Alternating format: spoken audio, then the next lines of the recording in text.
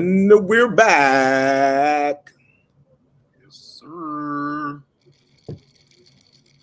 What it do, good people? Guess who's back in the building? Motherfucker, just right now. Your favorite handsome man. Well, I'm handsome. They just here. Hey man, shut your ass. Your favorite sports hip hop podcast out there in the land. Bars and Buckets podcast back officially for another show. Hope y'all been good out there, man. Wherever you tuning in to, wherever you listening at, man. Be sure you always subscribe to the channel if you haven't already. Tell your friends about it. It's a lot going on in sports, NBA, NFL, whole bunch of stuff going on in music. A lot of albums is dropping, things like that. We got a lot to talk about, man. Once again, thank you guys for tuning in. If it's your first time checking out the show, just do a quick favor. Go click, subscribe, and share. That's all you got to do. Go on YouTube, Bars and Buckets. Go to the Facebook page, Bars and Buckets. Go to the IG page. Follow us on Spotify, iHeartRadio, all the good stuff. Dopest content out there as far as the shows go, man. I'm Reggie moving forward. My bros, what's up? AD Corn, y'all straight? What up, babe? Good, man. You know, definitely been a week, bro. I don't know. Going into this Thanksgiving break, fall break, whatever people want to call it, man. Kids been a little squirrely, man. So a little squirrely, bro. But you know, all in all is well, man. Happy to be back with my bros online, man, and back with our people, man. So let's look forward to a great show. You know what? What up, Corn? Man, same old, man. Dealing with these kids, man. But shit, we get to kick it, have fun, get drunk, talk shit. Like you said earlier, man, like, subscribe. That's all we want for Christmas, people. Like, subscribe, share, tell your baby daddies, uncle, cousin, grandma, whoever. Hit that like, share, and subscribe button, man. You know it. Come rock with us, man. We got so much in store. We know it's a lot going on with the holiday season, man. But the good thing about the holidays is there's always sports going on. There's always NBA games, always NFL games. There's always some stuff going on in the music and media. And you got your favorite guys here to talk about it, all right? Before we get started, we're going to let everybody get a little bit of chance to come in and chime in, man. Whenever you chime in, get your free throws ready. So what we do here, if it's your first time checking out the show, take a free throw, man. It's not an actual free throw to the line. It's a shot. It's a shot of whatever we drinking. So, bros, what y'all drinking on over there, man? Man, I'm on some real chill tonight, man. I got the night jar cracking tonight. Night jar. I'm gonna go ahead and hit this tonight, and I'm not responsible for what I may say with night jar. Night jar. That's dangerous. All right. Ooh, shit, I almost dropped this motherfucker. Tonight I'm bringing Grand Coromino to the party. Ooh. Kevin Hart joint. Kevin Hart joint, yes, sir. All right. I was sipping on this Hornitos. You know, I had some last week and it was kind of decent, so I bought some more. They ain't give me no hangover, so I was like, fucking, let me go and get that. And of course, you know, I gotta chase it down with the most premium beer out there. And there's Ice House. Got that? Yeah, Ice House. Ice House. You know, only right. So, everybody out there, bros, get them free throws in the air. Toast to a good show. Yes, sir. Mm. Mm. Mm. Delicioso. All right, let's get it. Okay, so look, of course it's Thursday, so that means Thursday Night Football is cracking right now. Green Bay Packers taking on Tennessee Titans in Tennessee. Currently 7-6. It is the second quarter going into halftime. We got a lot of more games coming up this Sunday and Monday. We're gonna do our picks later for the week. You know what? Let's not just knock out the picks for this game before it gets too. It's pretty close now. Pretty close. So who you got? You see how Green Bay got that touchdown? Hey, that shit was smart.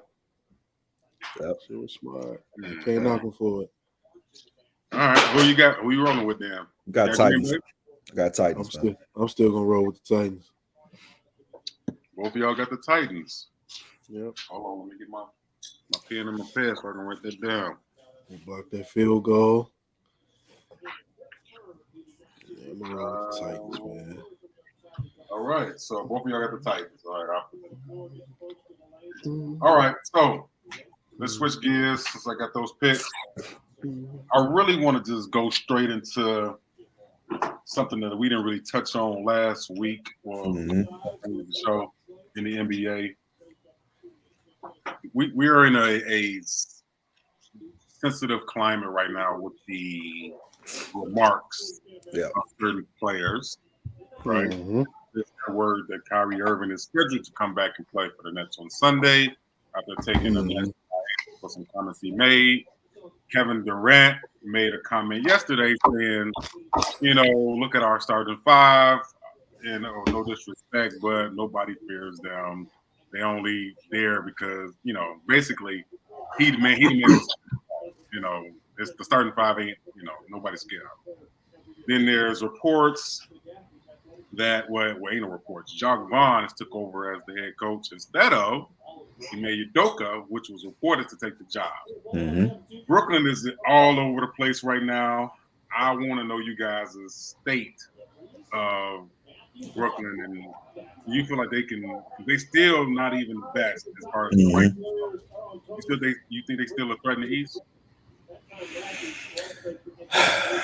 It's a lot of inconsistencies, man. Like, I mean, I think that they made the safe move with Jock. I mean, it's not, probably not ideal.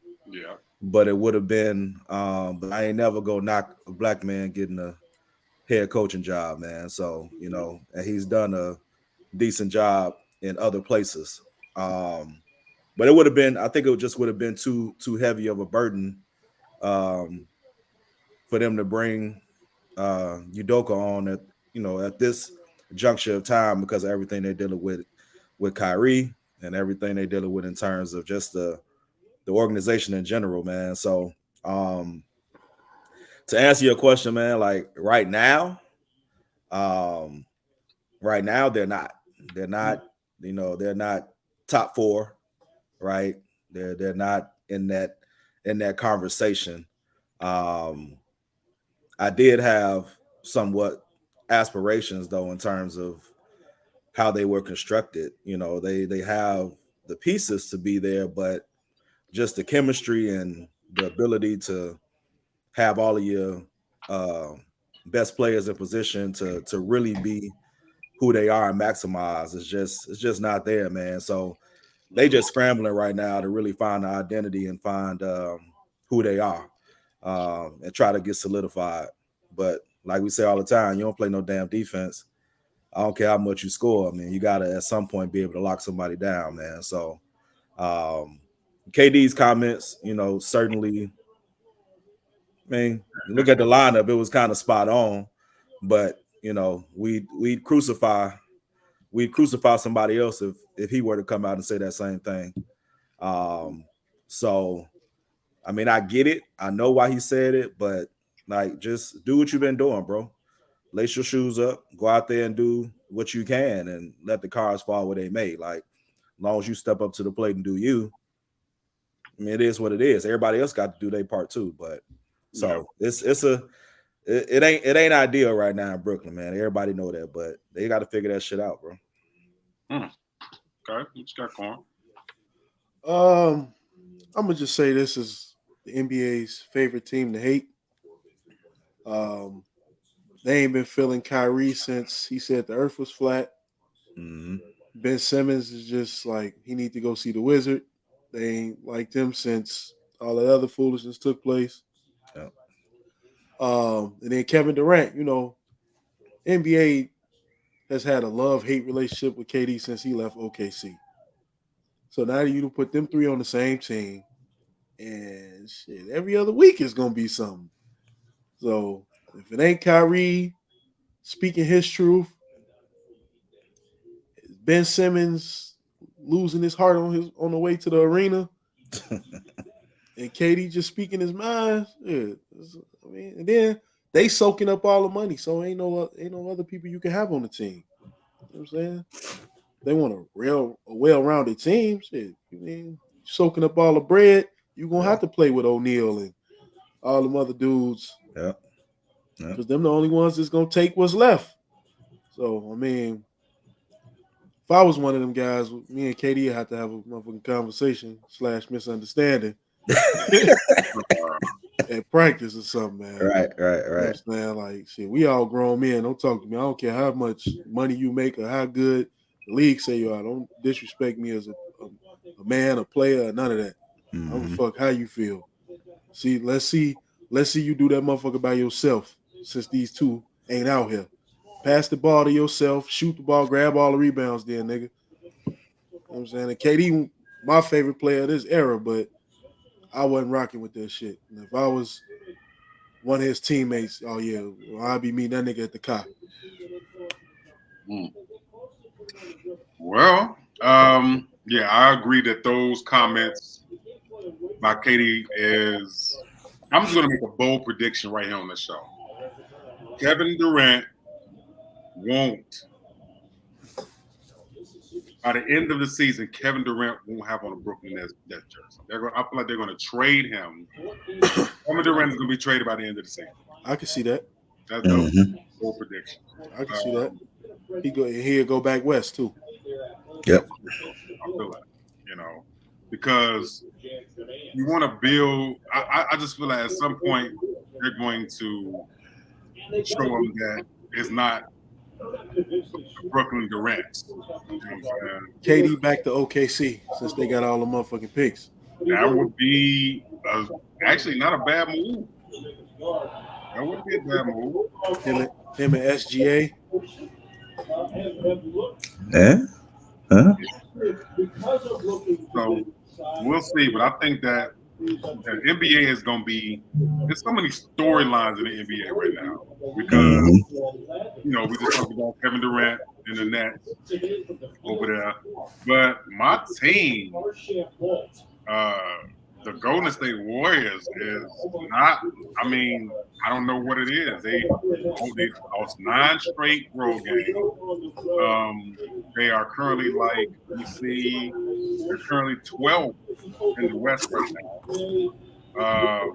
And I don't know. They just not looking. Steve Kerr called them out, saying that they're not playing with enough, heart and commitment. I don't know if the Draymond Green thing sparked something, but they're not playing good. Man, I mean, they've never had a problem with putting up points. It's never been an issue. But these guys right now have went from top 3 in the league in defensive efficiency to shit, I think 25th right now, some shit like that. Right? So they were both elite on the offensive side and as a team, elite defensively in terms of rating. So that's how they were able to, kind of maneuver and do what they do. I'm sure that the Draymond Green situation wasn't him and Jordan Poole situation. I'm sure that plays a role. I mean, you got to think about how long this team has been together.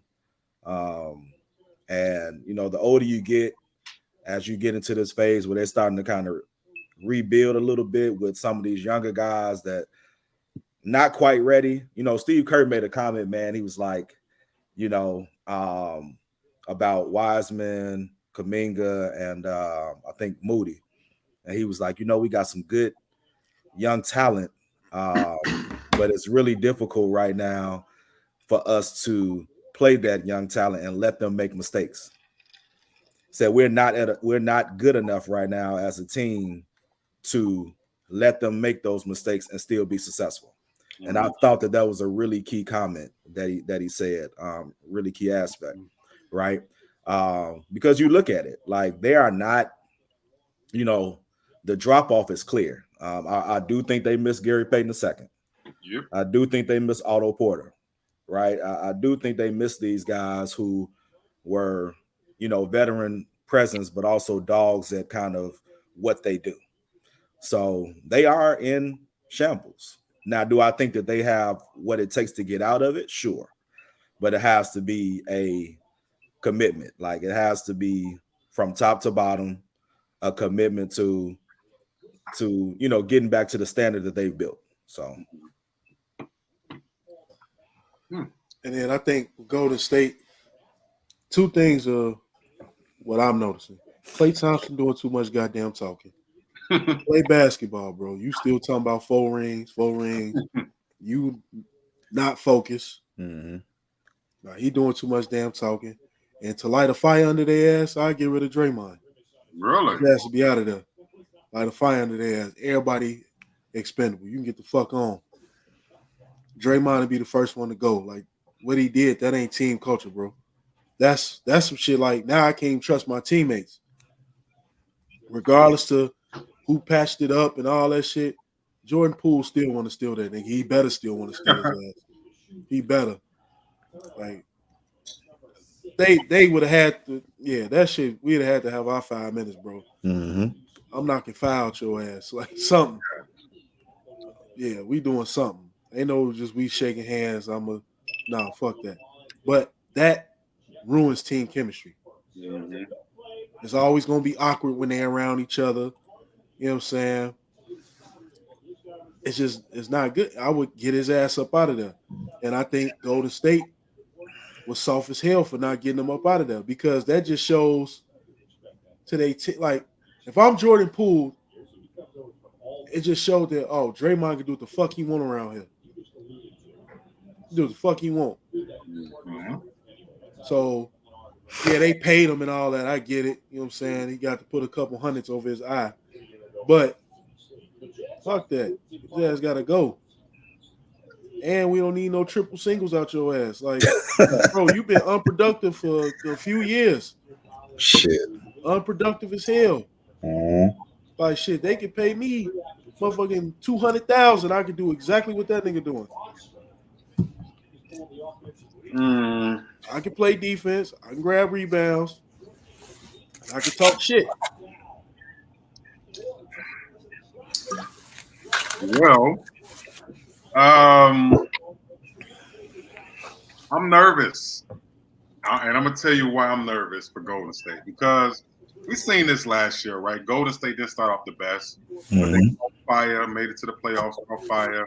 And once they got to the playoffs, they turned into a gear and just took off. But for some reason, I don't know if this is they still the defending champs. So let's give them their just due. But for some reason, I feel like this year teams are going to be a little bit hungrier to dethrone them, and it's going to be them hungry teams like Memphis who out there balling. The Pelicans. It's something about, I don't know what it is, but it's something about Portland. Portland is playing scrappy, and actually they're number one right now in the West at 10-4. All right, so they not saying they're gonna go to the finals and win. Teams are hungrier to prove you see it with the Jazz. Look at the Utah. People predicted the Utah Jazz to finish last in the Western Conference, and they balling. Shout out to Laurie Marketing. I guess you got to lay the Bulls to go and destroy. So, Colin Sexton, they over there balling, man. You know what I'm saying? Jordan Clarkson. Like, you put a bunch of hoopers on one squad, you never know what you're going to get. You know what I'm saying? So the West is getting a little bit deeper. It's fun to watch. The Kings are getting a little bit. So it's like teams are becoming better. Not saying Golden State. And Golden State is 12th right now in the West. That's 6-9. So I'm just saying I'm scared. Like y'all need to put it together and get it because these young teams, these young guns, they coming to make a statement, man. And that brings me to my damn team, the Bulls. They're on a 3-game losing streak. I That feel shit like, yesterday was bad. last night, I couldn't. I had to turn it off because we got too much talent. We got virtually the same team from last year. So you would think that another year of experience, same coach, same roster, damn near, same cohesiveness. You see it with the Celtics got a whole new coach. It's pieces around the Celtics. It's like I'm scared for the Bulls, man. What is the state with the Bulls right now, man? I mean, it's clearly clearly they struggling, right? I think bro, when we talked about a little bit on his post yesterday, just mentioning little things like just being in bad defensive position, footwork, like real fundamental stuff, real simplistic things, just turning the ball over at the wrong time, poor communication, you know. Always kind of been like, sometimes sometimes the substitution rotations are just real awkward. Um, but just like you say, man, they have a decent amount of pieces to pull it together. Yep. But it's like, there's something definitely missing in that. And I'm not even talking about Lonzo, right? I'm not talking about that piece, because we know what he brings when healthy. But we can't even talk about that because he's been out long enough. Like, you got to figure out what you have and deal with it now. What I saw in the preseason or the first few games as compared to now, I feel like they're backtracking in terms of offensively. Offensively, I thought it was a lot more motion, a lot more motion, a lot more ball movement, and just putting people in position to be a lot more successful. And at this point, I feel like they're going back to that stagnant type of thing, that kind of what we call ball watching, right? You get somebody the ball, they do what they do, and you just kind of chill. Like, they're not going to be able to do it, man. Like, it's for the first time in a long time, there are a lot of teams that can win, right? There's not really a huge gap like it was because people have put pieces around, put talent in these places, man. Like, Detroit, the Pacers got a lot of young talent, right? So it's like there's no walking into the gym like this is an easy W tonight. You just mentioned Utah. Everybody's like, oh, after they did that, like, and ain't no way they're gonna be successful. San Antonio Spurs, a lot of young pieces, no real dominant MVP type player, right? So there's this, the separation has closed. So now you got to come out every night ready for war, or you're gonna lose.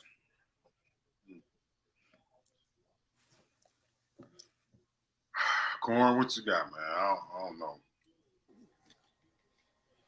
Bulls need a defensive identity. Only the people that can shoot should shoot the ball. Because, like, Vooch be like, he blew me yesterday taking threes. Like, it was just like, bro, stop. Stop. I was like, Arsenio Hall, will you stop shooting that shit? Stop shooting that shit. Like, do we need to be in the post? Like, is Vooch better at the 4, or like is they not putting him in the right position to succeed, or what? They're not putting him in the right positions to succeed. Definitely not. DeMar DeRozan be out there trying to do everything by his damn self. Okay. I mean, I know he trying to make up for Zach since Zach look, not 100%. So he be trying to help out or do a little more. Io be hoping. It's the Bulls' big man, Patrick Williams. I promise you, man, that shit is ain't no way, boy. Ain't no way, boy. Ain't no way. No way. The Bulls need some big men. Yeah, like for real. Andre Drummond, he ain't gonna do what you need him to do. Really, he gonna defend. He gonna rebound, but they don't play him enough. Mm-hmm. Okay. And then after that, all you got is Green, and that nigga like 6'5". Yeah. But play with the most damn heart though. He played with the most heart. Him and Ayo got the most heart on the damn team. And Debo. Yeah. I mean, they got the most heart on the We got team. a big man. Wait, who was the big man on the squad besides Booch and Drummond? Patrick Williams. Marco's favorite player, Tony Bradley. Tony Bradley ain't never still on the Bulls. Tony Bradley still on the Bulls? Tony Bradley played 3 minutes yesterday. Yeah. Man, they wild as hell for having Tony Bradley on the Bulls, man. Man, see, that's they ain't trying to win shit. Wow. Ain't no way Tony Bradley is still. I thought they been cut him. Yeah, his goofy. I mean, let me stop. He is still on the team. I'm telling you, you on there, bro. He sure is. Yeah. I did see number 13 stand up high-fiving motherfuckers. He ain't. When I seen him, he wasn't playing. But man, see the Bulls big men. They need some big men. Wow. Like for real. Ain't DeMarcus Cousins still a free agent? Yeah, we could have went and got Dwight Howard. They just shipped this man off to Taiwan. Yep. We could have went and got Dwight Howard. DeMarcus Cousins was just like, hey, Sacramento, pick me. Right. Like, he was just doing that last week. That would be a nice little pickup for Sacramento as far as veteran leadership and somebody that can come in and rile them up. Man, he probably get DeMarcus Cousins for motherfucking 2, 3, 5, 7th, and Italian beef right now. Yeah. I'm nervous, man. The next 6 games for the Bulls to round out the rest of November, and I want you to just give me y'all wins and losses for the next 6 games. How many they gonna win? How many they gonna lose? Okay. Shit. So for the rest of the month of November, we got All right. Magic, Celtics, Bucks, Thunder, Jazz, and Suns. So I'm gonna say it again. We got the Magic. W. We got the Celtics at home. L. We got the Bucks on the road. It's looking like L. 2 and 4 is what it's looking like. We got the Thunder on the road. L. We got the Jazz on the road. L. Woo. And then we got Phoenix on the road. L. Oh. at the very least, 2 and 4. Wow. Oh, yeah. 2 and 4 in that stretch. They can get the Thunder. They can get the Thunder and they can get the Magic. They can't get nobody else, you don't see. Not the way they're playing right now. Even the Jazz. The Jazz, bro. Like, this is dog. So let me I just clicked on the Jazz matchup just because Debo is our leading scorer with 24 a game right now. Guess who the Jazz leading scorer is? Lauri Markkanen with 21 points a game. Yeah, Lauri Markkanen. Lauri averaging 21? I was watching something over the weekend. They was talking about Lauri Markkanen, the leading scorer on the team. Shit, wild as hell. And I'm Lauri Markkanen is leading the team in scoring over there. Leading the team in scoring, bro. So that's just that. No disrespect to Lauri, but that's just bad all by itself. What's the Jazz? What's their record? 10-6. They balling. And to be in the West, they balling. The only teams that we gonna play in this stretch with with a losing record is the Magic and the Thunder. Everybody else got to win a record. Wow. Nigga just gave me a chill. Let's see. The Magic are 4-11, Celtics 12-3, Bucks 11-3, Thunder 7-8, Jazz 10-6, and the Suns 9-5. Some competitive days, man. They out there hooping in the West. But you see what I'm saying, bro? This is what I mean when I'm like, ain't no cakewalks no more. We currently tied for 11th with Brooklyn. Mm-hmm. Like, ain't no waking up like, all right, if I just got to do a little bit and we're going to be all right. I think the Bulls should go ahead and make some moves before the trade deadline, like way before that shit. That's what I was just about to ask. Okay. Yeah.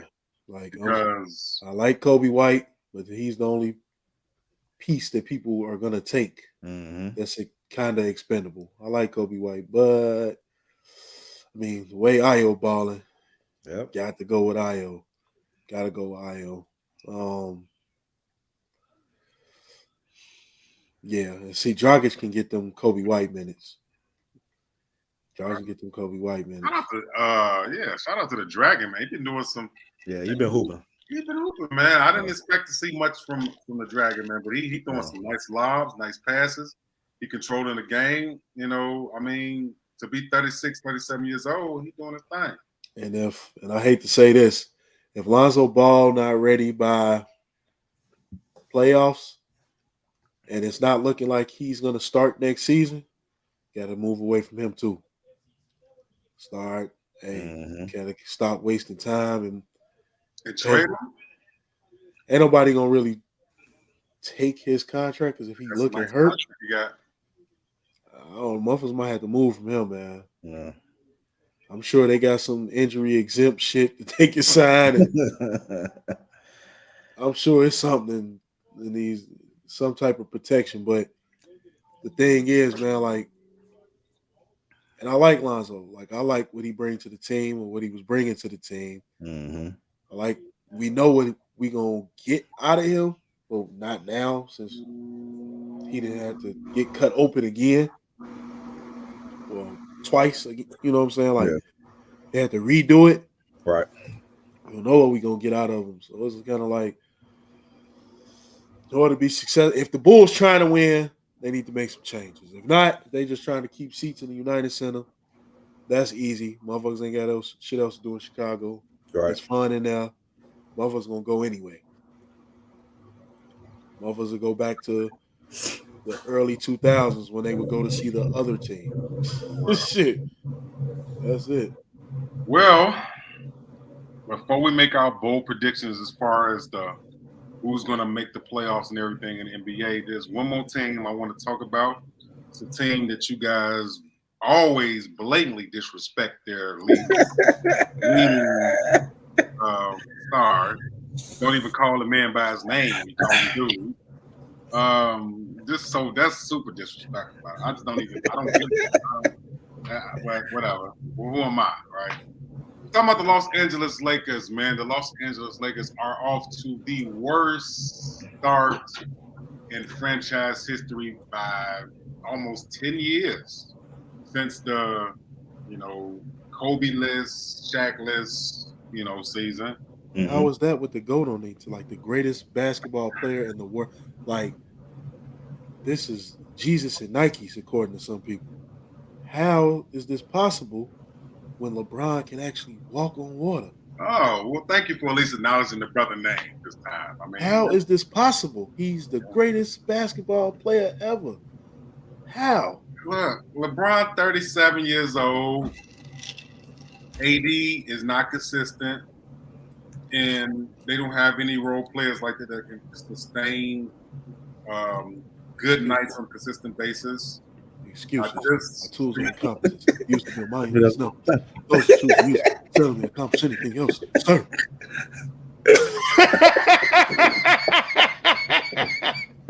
Come on, man. Just have flashbacks, Nick. Look, I'm not a Lakers fan. I'm not a LeBron fan. I'm just saying I know basketball. If you put a 36, 37-year-old dude that's almost toward the end of his career, Chris Paul, broken down AD, who is not going to be consistent, then you got Westbrook, who is, you never know what you're going to get with him. And then you got a bunch of role players who ain't really on nothing. How you going to compete in the West with teams like Utah, Tim Duncan, Memphis, Minnesota, like these Hakeem Olajuwon, hooping.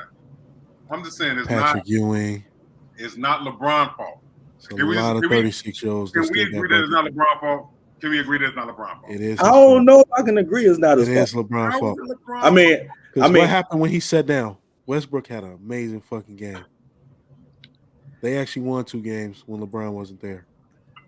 And I don't even think I'm not even saying it's not his fault from a basketball perspective, like from playing basketball. I mean, he's still gonna give you what he's gonna give you. That I'm not taking away. But I do think it's his fault from a team structural standpoint. Because people can say all they want to say about it ain't, it ain't really him. He don't really know what's going on, who they signed. He knows everybody they signed. I told y'all this a couple shows ago. I told y'all this a couple shows ago. They should have kept the Mickey Mouse team together. That was the best team they've had. I bet his ass won't Brandon Ingram now. That is the bubble Mickey Mouse team is the best team they've had in the last 3 years. Oh yeah, Dwight Howard. Easily. Yeah. And they messed that up. Who was the guard? Who was the guard on that team? Bubble when they won a championship? Yeah. We're gonna consider that. Rondo, wasn't it? Wasn't Rondo the guard? I think it was Rondo. Let me look. Let me look before I lie.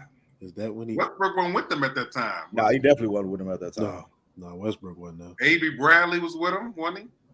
Avery Bradley was with him. Yep. Yeah, they should have kept that team together.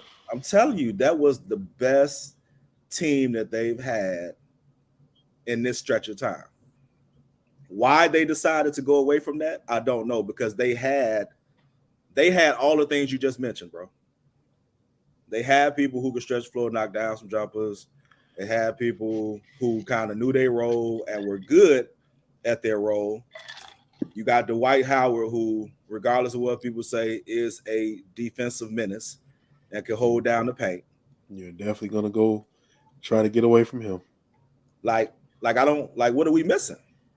What are we missing with the fact that they decided, I don't think this team, as constructed, can still be competitive, and we just won with this team.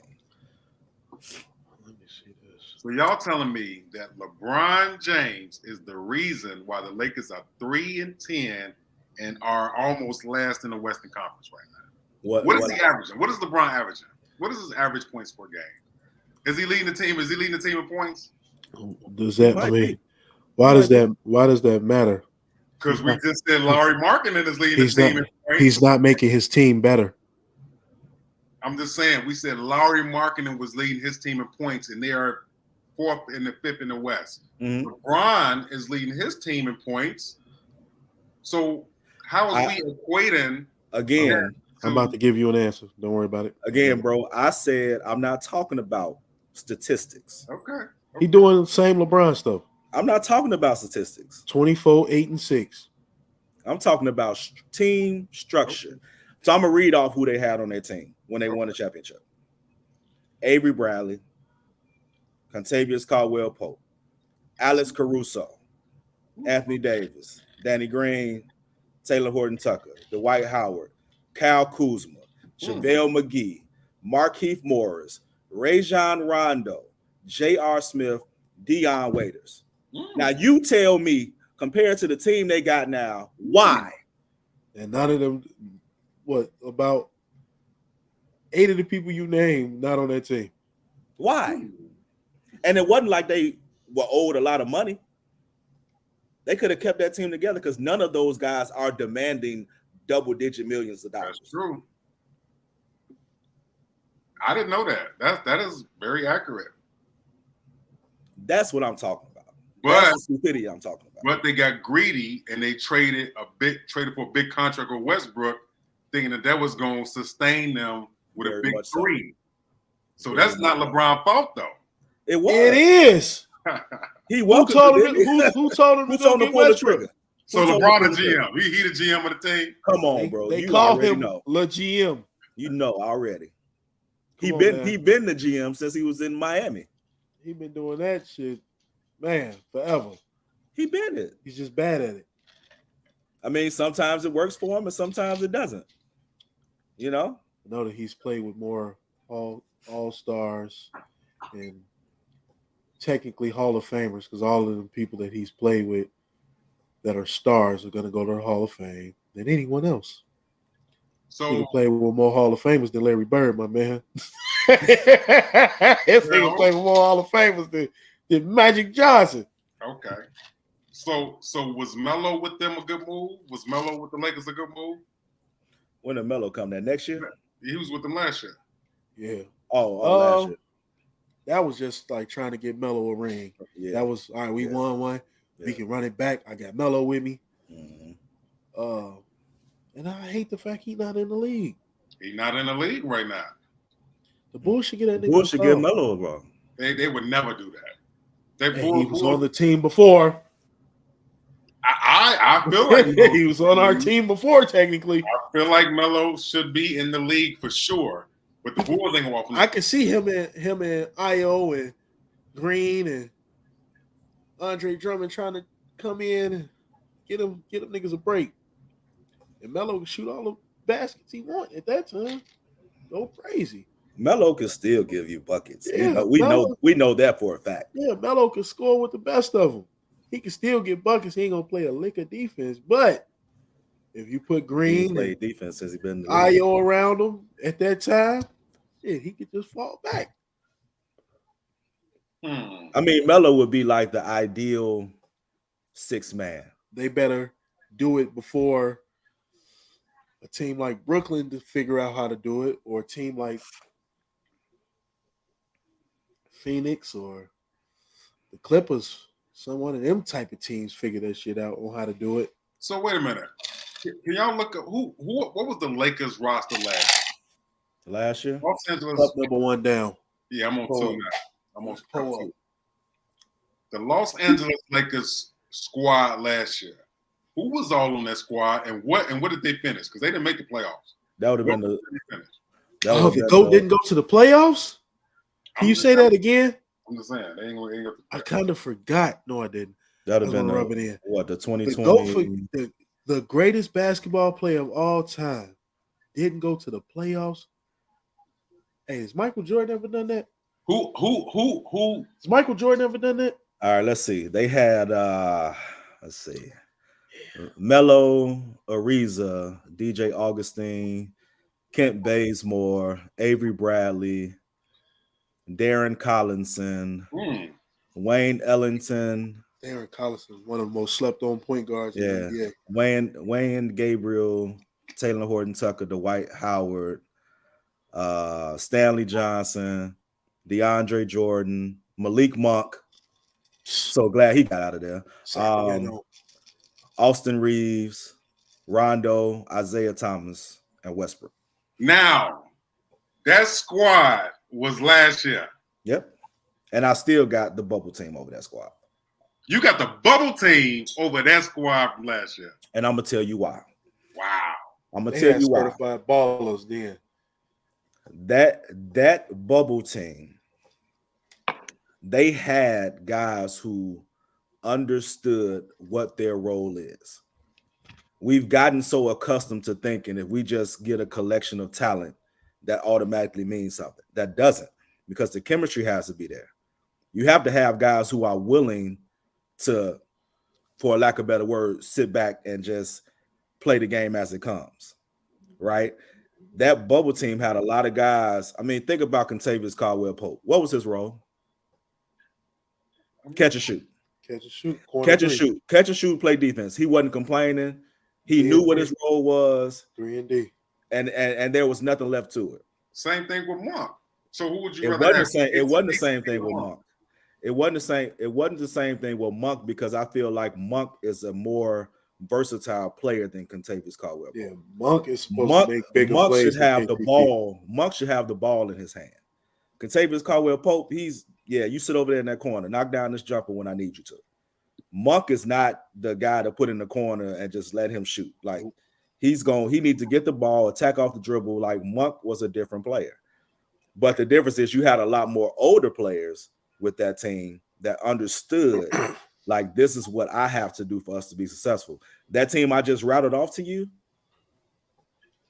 you had guys that really were like, okay, this is a team that won a championship a few years ago.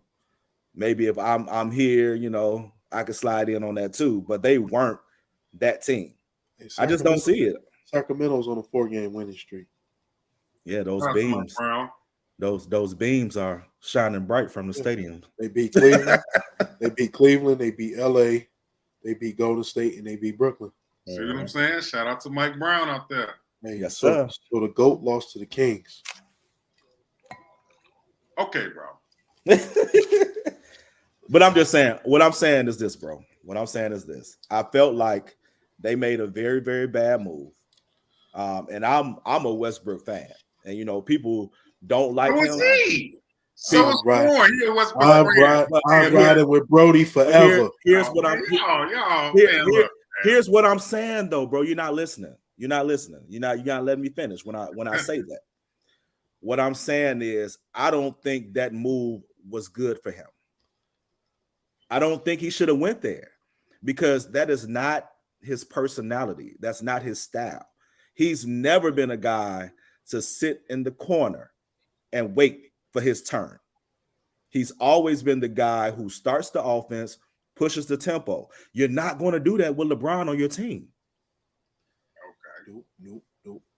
And he was technically the third option. Because after LeBron, then you got to give it to AD, and then he can look for his shot. This ain't the team for Brody. Brody should be somewhere similar to a, let's see. Brody could go to Utah. Brody would be the man in Utah. Brody would be if they didn't have Garland, Brody would be the man in Cleveland. Yeah. He needs a fast pace where he's ball dominant, man. He's ball dominant. And move the ball. Which is why, if you notice over the last couple of games, because his role changed, what his production looks like. Yes. So the problem in LA is not Darvin Ham, is not AD, is not Brody, it's LeBron James. That's what y'all telling me. Hey, guess what? Every time LeBron on a team, now they go through this losing shit every year.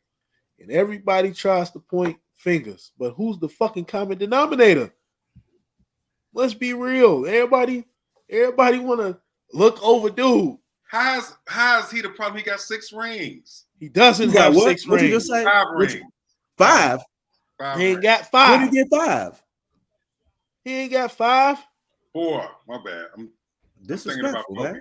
I'm thinking about Kobe. Kobe got 5. I'm thinking about Kobe. Yeah. How is he the problem? He got rings. He led his team to rings. My problem. Will Purdue got rings. What the fuck does that mean? Will Purdue ain't lead his team to no rings, though. My problem is the team structure. The team structure is my problem. But what I'm telling you is he has an influence of the team structure. I'm not placing total blame on him. I'm saying he has an influence of the structure. So my issue with that team and why it's not successful is the team structure. I mean, granted, you go out and get Darvin Ham and shout out Darvin Ham, black coach, whatever, right? You go out and get him and kind of what he brings to the table in terms of what his mentality or approach is to the game, right? So he's not a slouch, but you got to realize that they brought this dude in from a team that did not meet any expectations last year and didn't make the playoffs. So now all of a sudden it's like, so you come in and I need you to save us. It's not going to work because you still really got the same kind of components. You still got the same constructs from a team basis. Even with Pat Bev. I mean, Pat Bev, okay, what does Pat Bev do? Okay. No, seriously. That's a serious question. What's Pat Bev's role? Defense. But guess what this Negro is doing right now? Shooting threes. Shooting the damn ball. Building condominiums in LA right now. That's what he's doing. Hey, he's shooting threes. He's shooting threes like he in the race for the best shooter of all time with Ray Allen, Clay, and Steph. And Reggie Miller. He out here shooting threes like he them. The man hit the side of the backboard twice and came back down and shot another one to air ball. And wasn't pulled from the game. That's the issue, bro. And everybody let that slide. But if that was Brody, the whole world would have been on his ass. They'd have been on his ass. Okay. Let's just cut to the chase. Is the Lakers making the playoffs this year with this squad? They have a lot of talent on this squad. First of all, Schroeder ain't really got off like he should. Yeah. We got a lot of players. So is they gonna make the playoffs this year? Yes. Yeah. Yes. The Lakers are 3-10 right now. So we're saying they're gonna make the playoffs. It's a game. It's a game of runs. Okay. It's a game of runs. So within the same single game, but then everybody go on the streak. Everybody get that streak. Every LeBron team goes on that streak at about January, February. Yeah. Every fucking year. Every year. LeBron go on that January, February. They'll go 10, 11 straight. They kill either before All-Star break or right after. Right after. They gonna make the playoffs.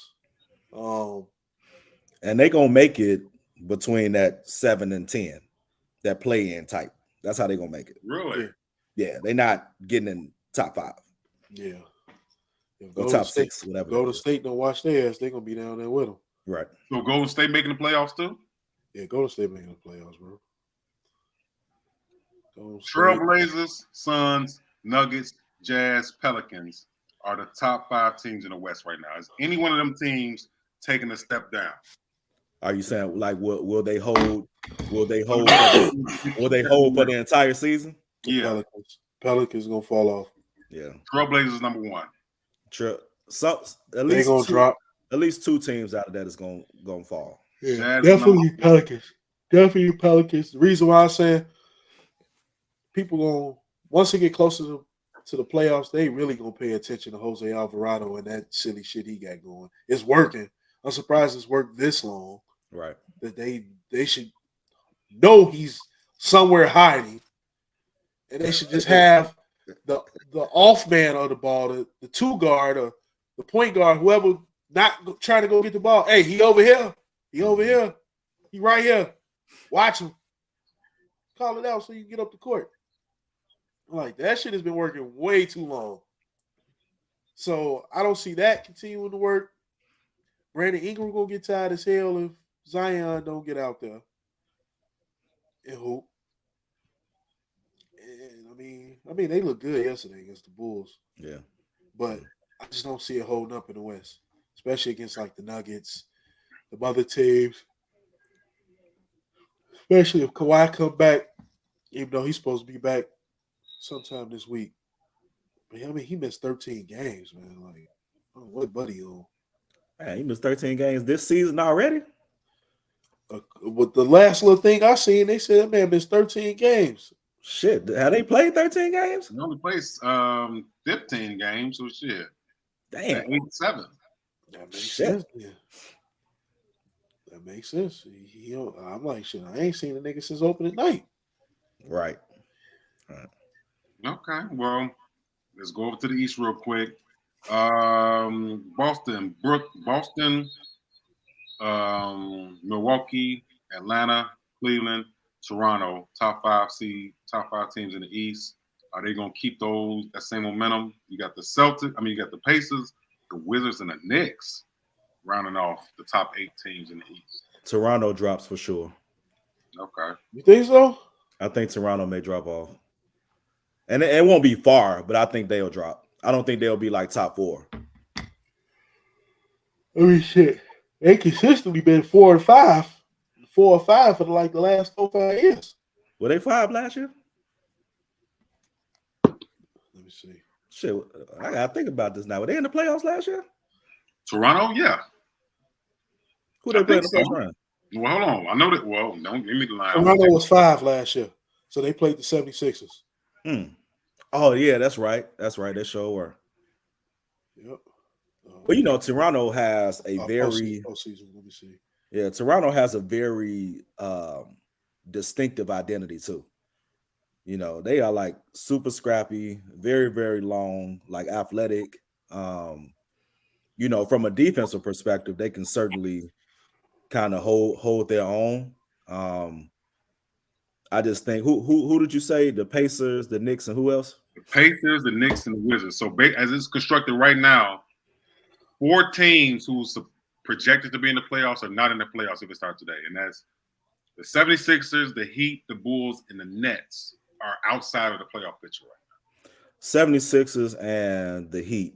Yep. Heat will find their rhythm. Okay. Yeah, they'll find their rhythm. If they're healthy, they'll find their rhythm. You know, Bulls and Nets, you don't know about. The Bull right now, nah. Right now, I'm just like, I don't even know what to expect from you. You know, but I do. I can see even with them being who they are, I can see Toronto probably being 5-6. Okay. And shit, who's the other one you said? Not Cleveland. Toronto, the Pacers. Pacers, yeah. Already, are the Pacers been hooping like that? Pacers are 7-5. Pacers will be on the play-in. Yeah. You know, at this point, they'll probably be play-in team. I mean, they have some decent young talent. You know, so, but you know, at a certain point, that margin of error is going to be super small. I mean, you even look at Boston and Milwaukee right now. Well, that's like a half game difference. Yeah, something like that, right? Mm-hmm. So the margin of error is super small, man. So I mean, anything could potentially happen. So that's why I say, I mean, they could potentially slip if somebody, you know, stronger kind of finds a rhythm, because they really don't have like a true like offensive identity, but they make it hard for everybody. Toronto is a team that just makes it hard for you to beat them because they're just too fucking long. They just athletic as hell. I also just read a rumor that Golden State would be open to trading Draymond if they can get OG Anunoby. To Toronto? If Golden State would get OG Anunoby back, and Draymond would be in Toronto. I just read that. I feel like I know Draymond did some crazy shit. They still the defending champs. I wouldn't tear it down right now. I will wait to see how the season unfolds. If they don't win the championship, no, forget that. If they don't make it to the finals, then I consider trading Draymond. That was a possibility with him being on the damn team. That was always a possibility. Shit. The year before, they didn't go to the finals. I mean, they went last year, but I'm saying, like, it ain't promised you gonna go. Mm-hmm. That shit don't matter, especially in the West. Yeah. The team go on a run, especially the way Memphis playing. Yeah, they promise. Yeah, that shit ain't promised, man. They might not get past Memphis this time. Like, if they play them this time, like, I think it'll be a different story. I mean, if we're talking today and what we're looking at, if they play them this time, it's a whole different outcome. Yeah. Steph gonna have to hoop in some Jesus sandals or something before to pull it off. Because right now, yeah. All right. Well, look, we spent a lot of time on the NBA. Let's switch it to the NFL before we give our game picks. And I definitely want to take some time to talk about some dope albums that dropped with King Disease 3 and, Drake and my boy 21 dropped the album too. So we're going to spend some time on it. Don't look like that, first of all. Okay. Shout out Kevo. That's one of my coworkers. What up, Kev? What up with it? So let's get to the NFL real quick before we do our game picks. It is week 11. Season is getting ready to wind down. Deshaun Watson is coming back pretty soon to play for the Browns. It's a lot going on in the NFL, man. So let's get right into it. As it looks right now, the Dolphins is leading the AFC East. Mm-hmm. The Raiders is leading the AFC North. The Titans, who is playing the Packers right now, is leading the AFC South. The Chiefs are leading the AFC West, of course. That whole division, we got the whole division wrong. That before the start of the season, yeah, we had this division like going crazy. Now Yeah. The Raiders is trash. The Broncos is trash. The Chargers, I don't know what's going on. Yeah. So that whole division is just up and down. The Eagles took a loss to the Redskins on Monday night. None of us had that. I don't know how that happened. I don't either, bro. I don't either. Like this season has been any given Sunday. Yeah, for real. truly any given Sunday. Speaking of the Eagles, they just signed Ndamukong Suh. They picked up Sue. They picked up Sue and they picked up shit. This his second stint out there. Linville Joseph. Linville Joseph. There you go. This Sue's second stint out there in Philly? Yeah. No. Sue was always with the Lions. Then he went to Tampa. He was in Miami too. Oh, in Miami. But he didn't go to Philly for a hot minute. All right. I don't know why. I can remember seeing his name on the back of a Philly jersey.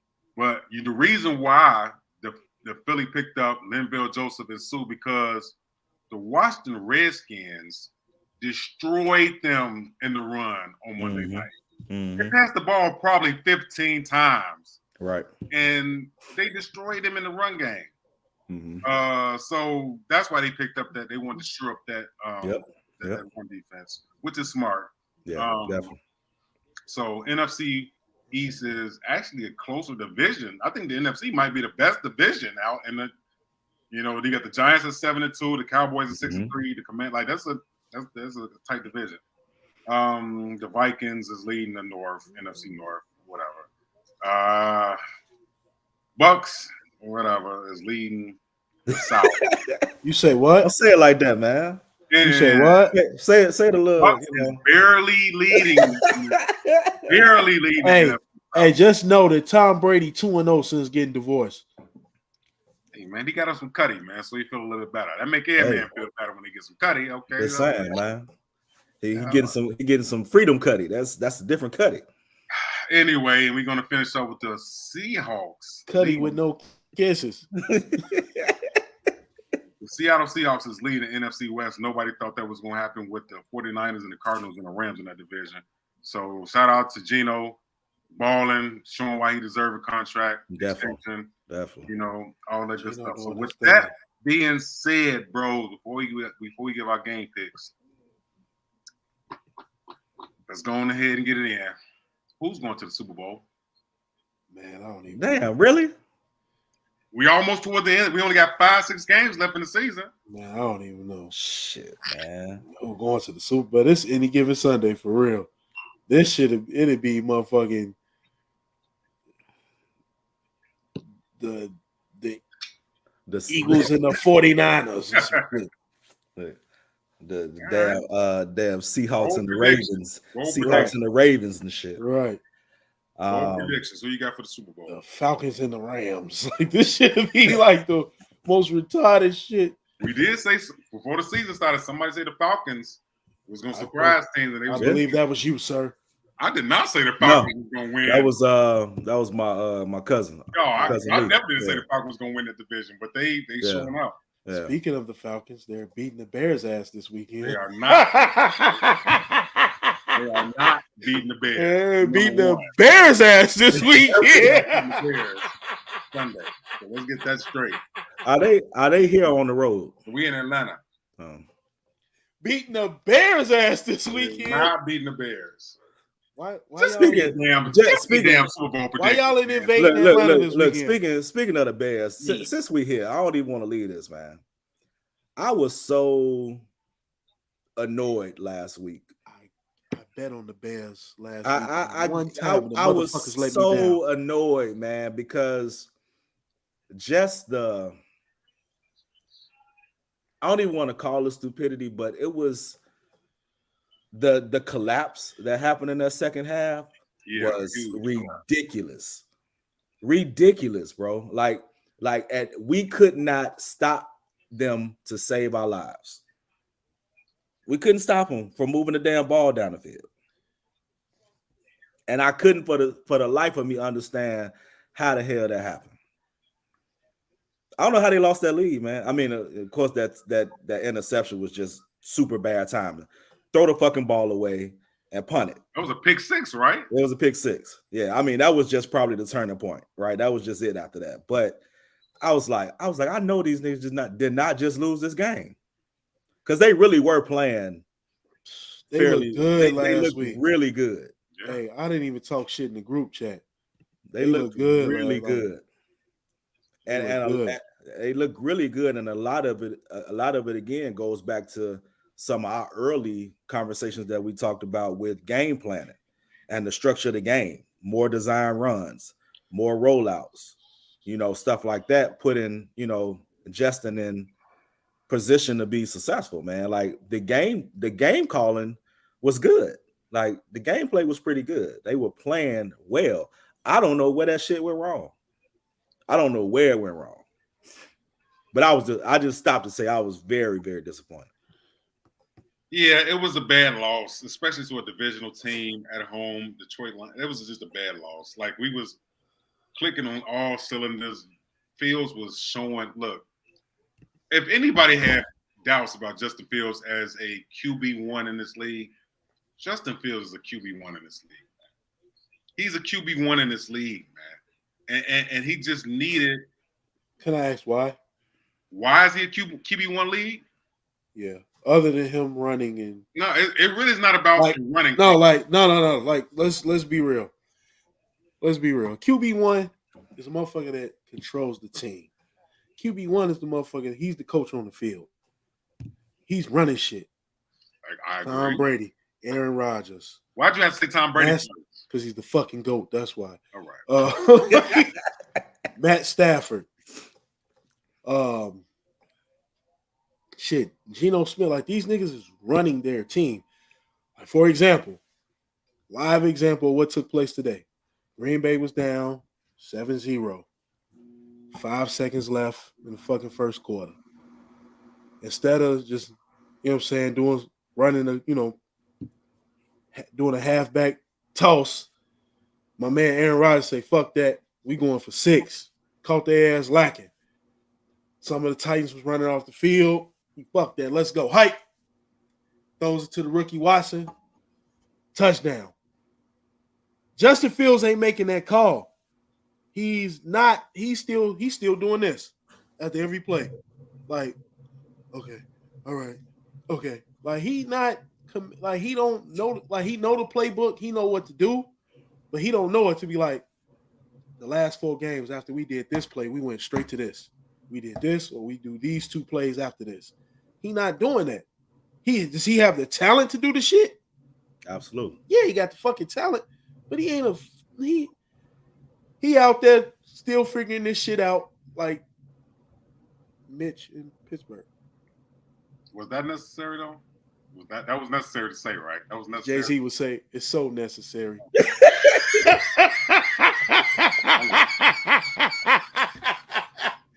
All right. There are how many teams in the league? 30? 32? 32. 32? And Mitch isn't even on 32 teams in the league, right? Mm-hmm. Let's just go half. Can y'all name me 15 better quarterbacks than Justin Fields? Let me see. I'm gonna just look at all in current NFL. Let's just go there. Let's just say half. I want to see it. Half of the league.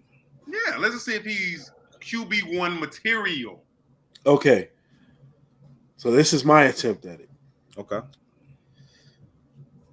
Aaron Rodgers and Tom Brady is better than him. Matt Stafford, Pat Mahomes, Josh Allen, Lamar Jackson. I'm gonna give Dak Prescott. So that's 7, right? Mm-hmm. Kyler Murray, 8. 8. Joe Burrow, 9. 9. Justin Herbert, 10.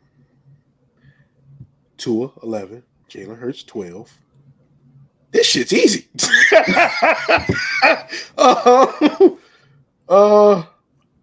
Shit. Why the list cut off? That's 12. That's 12. So he might be in the top 15. Let me see. Let me click because my list had cut off. Shit. He might be in the top 15. I like Trevor Lawrence more. I don't know how y'all feel about Trevor. Ooh, Mac Jones is winning games. oh my God. Yes, he's 5-4. He's 5-4. Oh my God. Let's see. The disrespect. The disrespect on this show is just. Technically, Daniel Jones would be better. Oh my God. Hey, Geno Smith.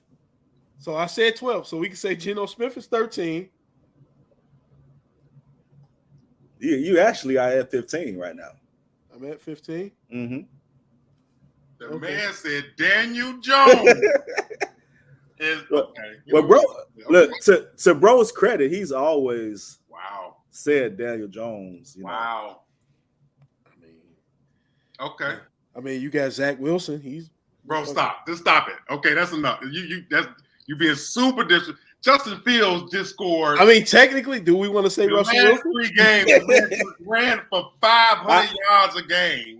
He's a fucking quarterback, not a running back. He threw for over 300 yards and 2 touchdowns in the last 2 games. And he still got his ass whooped. What the fuck does that matter? Like, what the fuck, man? Like, y'all Chicago Bears fans, I swear to God, man, y'all niggas are delusional. This shit is like a mental health crisis. You the Rams. You on a losing streak. I just Who would you rather have as your QB, Matt Stafford or Justin Fields? Give me Matt Stafford. He's gonna win fucking games. They've been losing. Hey, the Rams won a Super Bowl recently, right? Oh my God! Hey, y'all let me drink this whole fucking bottle. All right. It sounds like Reggie drank the whole fucking bottle. That shit empty as fuck, bro. Reggie. I just named at least realistically. I just want you to say, better than Buddy, man. I'll give you your list. That's your list. But just confirm this one thing that you just said on we air. Even got the backup quarterbacks that could possibly be better. Just than him. Say on air that Daniel Jones is a better one than Justin Fields. Just say that on air. Listen here. Let me check something real quick, and then I'm gonna get back to. Let me check something. Because right now I'm dead ass. These niggas got a bye this week. Hold on. Daniel goddamn Jones is a better QB1 than Justin Fields. Hey, hold on. Oh shit. Daniel Jones is playing for the New York Football Giants. Hey, explain this to me. What's the Giants' record right now? Okay. What's the Giants' record right now? Okay, if you want to go records, okay. What's the Giants' record? Who's the quarterback? Okay. What's the Giants' record and what's the quarterback? That's fine. I just need you to say it on air. That's all I need you to say it on air is that Daniel Jones is a better QB1 than Justin Fields. Let's just say that on air and I'm done. Daniel Jones has 1,500 passing yards already. So that means that he's played 9 games, got 156 completions. He's completing 65% of his passes.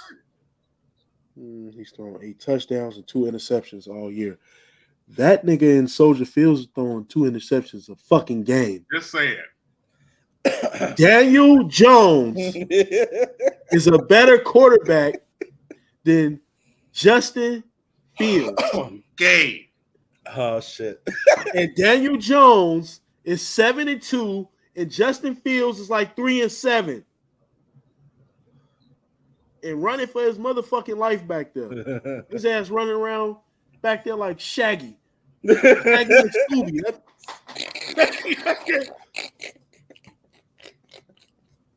Back there running like Shaggy and Scooby. What the fuck is y'all saying? Stop it, man. Okay, so look, this is what we're gonna do. Shit. You said that on there. Justin Fields has got 1,400 passing yards. Okay, he's close. Completion is 58%. It's not 65. He's averaging seven yards per pass. Daniel Jones was at 7. He's thrown 12 interceptions, so he's thrown more interceptions. I mean 12 touchdowns. I'm sorry. He's thrown more touchdowns than Daniel Jones, but he's thrown 7 fucking interceptions. And he's been sacked 36 times. So, back to the fucking football Giants. Well, Daniel Jones been sacked 28 times, but still better fucking quarterback. Okay. So, Hey, I bet the Giants are happy where they are right now. okay. I bet the Giants are going to the fucking playoffs. What Okay. about your fucking Bears? Is Daniel Jones gonna be the quarterback next year for the Giants? It definitely won't be Mitch or fucking Justin. I can tell you that. I I can tell you that. He'll be the quarterback for the team next year. He might be. Why Because not? look, Why not? Is Justin Fields going to be the quarterback of the Bears? So why the fuck wouldn't Daniel Jones? Am I drunk? Why the fuck wouldn't Justin Fields then? Answer the question. Answer the question then. I just want to make sure If the Justin man Fields just is going to be the broke quarterback. Michael Vick's record. Oh, all right. And LeBron is breaking records too, but he ain't. All right. Ain't AD, what's your take on this, man? Yeah, let's move on. Yeah, man. He about to be drunk. Y'all arguing with me. Y'all 72 quarterback. Fuck out of here. I will give Justin the benefit of the doubt and say that a lot of his inept ability has come from play calling, because I do think he has all the intangibles to do pretty much everything. Which I strong arm, all that stuff, right? I would probably venture to put him in 15, but he would be 15. He wouldn't be above that. He would just make the cut. Okay. Can I get your 14 real quick then? Get my 14. Let me pull up. And Joe, if you put Daniel Jones in this list, bro, I'm a long off, man. You should. Let me pull up real quick. Daniel Jones, like that's he's 72. That is a status. That is a Facebook status to me. He's 72. That's because Saquon. That ain't because Daniel Jones. That's Saquon having a great career year. So Saquon is the sole reason. The sole reason? More of a reason than Daniel Jones. Way more of a reason than Daniel Jones. So who's the reason? We're talking about Daniel Jones, the Mark who ran for a touchdown and slipped on his own damn feet. He couldn't even make it up the field. So who's the sole reason the Bears will hit 3-7? The defense. Our offense kept us in the game. Our offense been keeping us straight. It's the defense. When is that? When is the Bears been? They be getting, bro. The Bears be getting their ass toe off. Not against the Dolphins. You said the Dolphins was gonna blow them out, and what happened in that game? We was neck and neck with them the whole game. Who won? Who won? Did they blow them out? Who won, Reginald? They was gonna blow them out. Reginald. It was 37-34. Oh shit. Reginald Coleman Sr. Who the fuck won? That's all right. What you got, AD? All right. Lamar Jackson. Okay. Josh Allen. Okay. Joe Burrow. Okay. Deshaun Watson. Okay.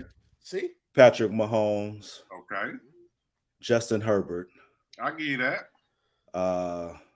Tua. I'll give you that. Dak Prescott. Aaron Rodgers.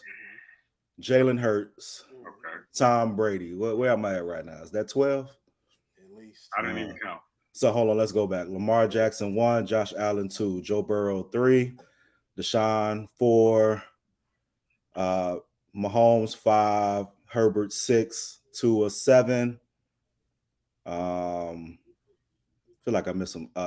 Dak 8, Rodgers 9, Hurts 10, Tom 11.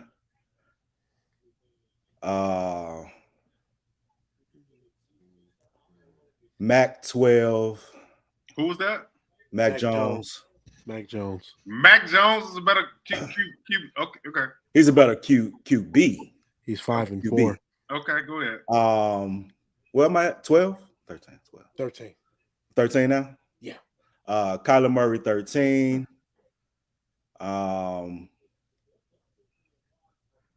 Stafford 14 and Fields 15. And I didn't rank them in order, by the way. I just said 15. And I forgot Deshaun Watson. Okay. All right. Did you say Aaron Rodgers? I did. I think. Yeah, I said it. Said Aaron Rodgers. Yeah. I'm gonna say Buddy is like 15.5. But my question is, bro, because he is in my 15, so I'm not slighting him. Are you upset because you think he's top 5 or 10? I think I'm upset because what are we valuing for impact? When I think of QB1, I think of what impacts the game. As a QB1, you have to impact the game. That's not just throwing. That's not just running. That's not just calling audibles. That's just not just reading the defense. That is impacting the whole game. Okay? A lot of players on that list impact the game. Even Tom fucking Brady. Okay? Yeah. All right. Tom Brady is a QB1. Congratulations. Okay? Yeah. Okay. But impacting the game.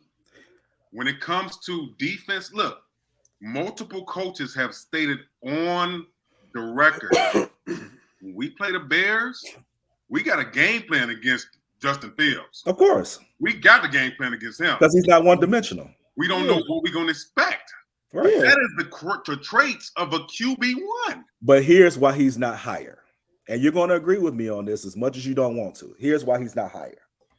He's not higher at this point in his career because he makes untimely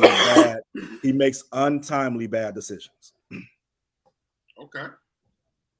That's why. I'll give you that.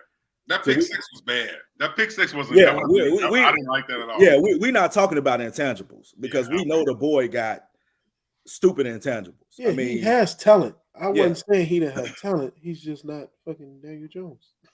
I don't focus on his though. So that's my, that's my why I can't really rank him higher, but I do give him credit for battling behind a terrible ass offensive line and battling terrible play calling up to the last like 3 games. Yeah. So right. I'm with you. I'm just saying as far as game planning, teams don't go against the Giants and the Patriots and be like, damn, we got to figure out how we're going to stop Mac Jones. And we got to figure out how we're going to stop Daniel Jones. We got to figure out how we're going to stop them. They're not thinking about them 2 motherfuckers, man. They're not thinking about how we going to stop Mac Jones, how we going to stop Daniel Jones. No, they're not thinking about that. But Justin Fields, they like, oh man, we gotta keep him in the box. We gotta keep a spy on him. He ain't about to beat us. So he has the traits for a generational talent. Daniel fucking Jones is not. You know what? And I'm just. Hey. Right. I'm gonna keep fucking with you about it until Justin Fields is 7-2. All right. It is currently 20-17, third quarter. The Titans are up by 3. Wonderful. And you guys picked the Titans. I'm the only one that picked the Packers. Okay, cool. So with that being said, it is time for our picks. Game picks for the week. If you are new to the show, we call this the League Dog segment. Each week we pick teams. We pick the winners for each team. Whoever have the most dubs at the end of the season gets a bottle from the bros. Currently, you see the standing right there. AD has. Yeah, you done made some gains in this, man. I didn't. You know what? That's because of the damn Eagles. The Eagles lost and somebody else lost last week that shouldn't have lost. Yeah. There was a bunch of them games last week that shouldn't have happened.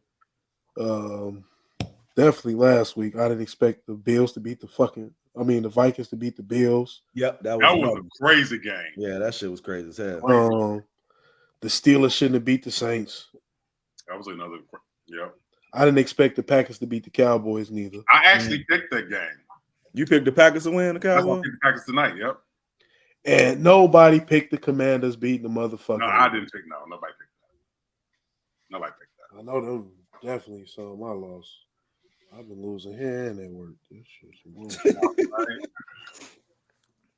All right, so let's get to it. You guys picked the Titans for tonight. I picked the Packers. So we got those locked in. You guys want to change or you good? It's 20-17. I'm good. It is what it is. I'm staying right here. Okay, cool. All right, we're going to start off Sunday, November 20th with the Bears. Falcons. ATL. Traveling to Atlanta. Shout it. What it do? What it do good? Traveling out there to ATL, man. Who you got? Give me the home of Young Thug and Gunner, please.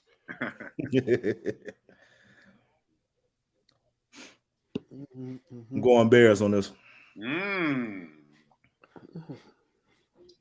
Okay.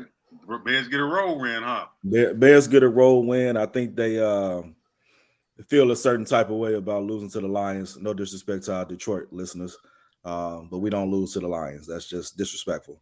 Khalil Herbert is on injured reserve. He is on, and that hurt too, man. That does hurt. Yeah, he was balling, so he's probably having one of the best years of his career. And Cole Kmet is Cole Kmet ain't on the injury reserve, is he? He's he had an injury. He had a rib injury. He's questionable. Yeah, he'll suck it up. They'll give him a shot at. Cole Kmet, man, people counted him out too, Joe. Like he's questionable. They'll give him a shot of cortisone. He'll be all right. Yeah. Okay. We'll see. So we got those in. The Cleveland Cavaliers, the Cleveland Browns, and the Buffalo Bills game has actually been rescheduled. It's not playing. It's supposed to be a real big snowstorm. No, they playing in Cleveland now. Or no, they playing in Detroit. Yeah, they playing in Detroit now. In Detroit. It's expected to be a real bad snowstorm in Buffalo. Mm-hmm. So they changed the arena to Detroit. So they're going to play in the Detroit Stadium on Sunday. Who you got? The Bills are going to beat their ass on anywhere on the fucking planet. Bills. Yeah, anywhere on the fucking planet, they beat their ass. Okay. Bills. Okay. Who you got, Eddie? Bills. Deshaun is not playing this game, right? Nah, he's allowed to practice. When does he come back? 2 weeks? I don't really think it. What week is this? Is this week 10? 11. Week 11, so it'll be next week. Oh, he come back next week. Yeah, it should be next week. I mean, I would let him play just so he can get his rhythm going into next season, but this shit over for the Browns. Oh, you don't think he's gonna make a difference for the team this year? They're not gonna turn around a 3-6 season and be in the fucking playoffs. I'll tell you that. The Browns are 3-6? Yes. Yep. They're not gonna turn around a 3-6 season and actually win the Super Bowl and all of that. Okay. I think I'll go with the Bills too. Okay, we got Philly, who just took a bad loss, going against the Indianapolis Colts at home. The Colts are at home. What you got? Philly on the road. Bounce back win? Yes, sir. Yeah, I'm gonna go Philly. Philly. Even though I got a shout out Jeff Saturday, man. I think shout out to Jeff, who has been taking hell in the media. Yeah. Like getting dogged for getting that job.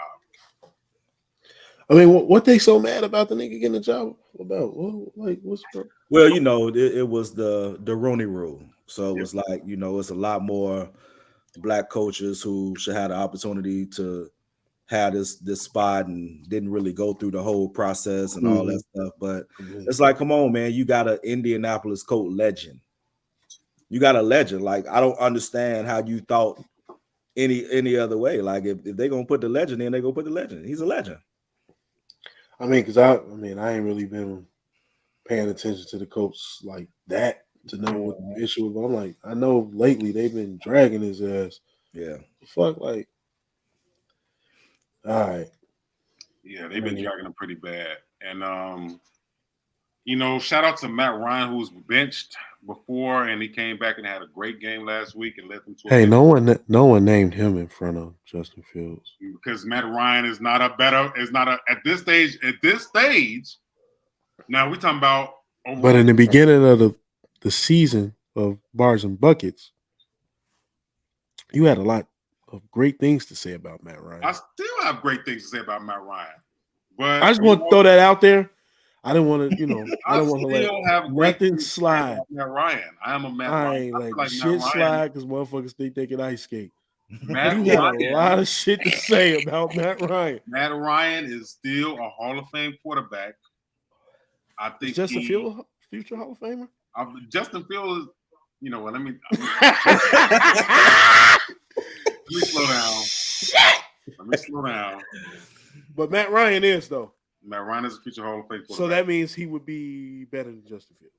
Anyway, I feel like officially 16 for the people watching. I feel like this is going to be a closer game than people think. I feel like this is, especially with the Colts being at home, I feel like it's going to be a more of a high-scoring, up-tempo game because Jonathan Taylor isn't going to be able to run against this run defense now that the Philadelphia that they have. So Matt Ryan is going to have to throw the ball. We all know Jalen Hurts can throw the ball. I feel like this is going to be a high-scoring game. He's still going to be able to play Sunday? Is who? Ndamukong Suh. He going to be able to play Sunday? I mean, he signed today. It's Thursday, so a couple practices. He might be on a snap count. Yeah. I don't think he's gonna pull. Might be in on rundowns and shit. On the snap count. So, I'm going to. This isn't gonna be my upset. I have an upset alert that I'm gonna pick for this week, but it's not gonna be the Colts. I'm gonna take Philly. They need this bounce back. They do. All right, so that brings us to Titans up 27-17. They are up 27-17. Brings us to my upset of the week. The New York Jets played on the road against y'all New England Patriots. So you got. You already know.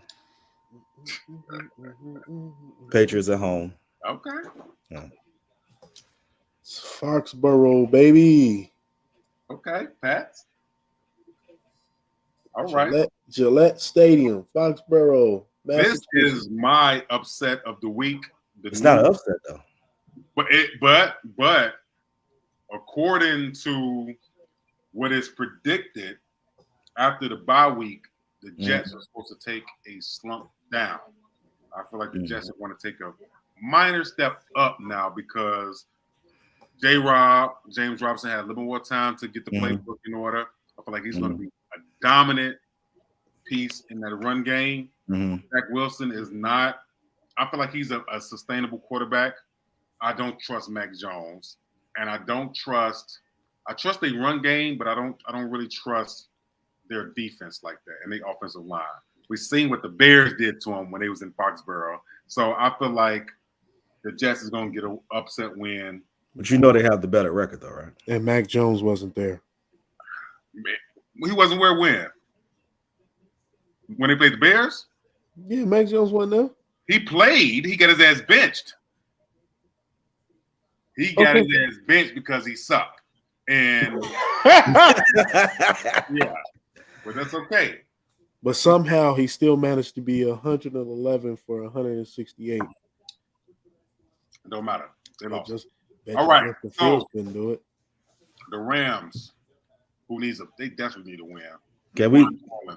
Can this just be a NA game right here?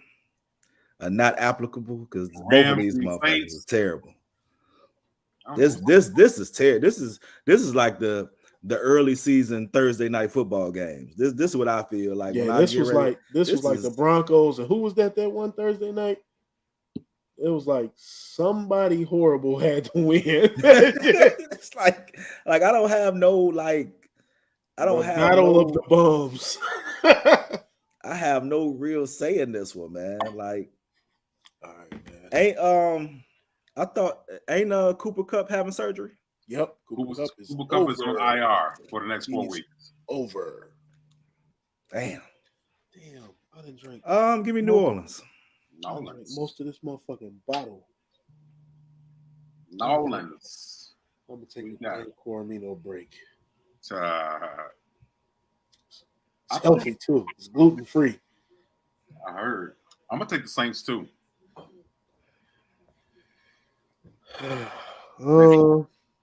Rams, Saints. Yeah, Cooper Kupp not there.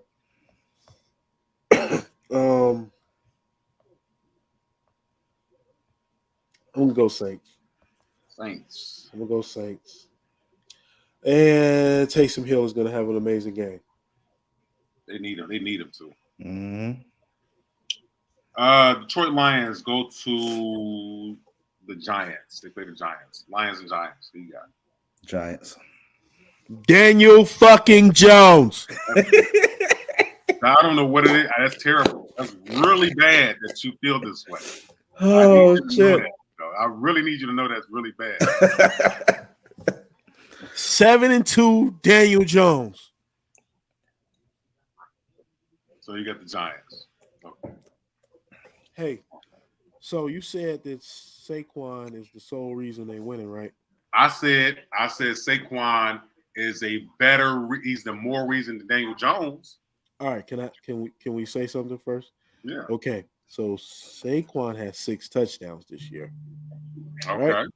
Daniel Jones has 8. Who did some of them touchdowns go to? Let's see if Barkley has any receiving touchdowns. Because Barkley has receiving touchdowns. Well, we're going to see about that, sir. Let's see. He has 0 receiving touchdowns this year. Got 0 receiving touchdowns? Settle in Spanish, son. Settle. Okay.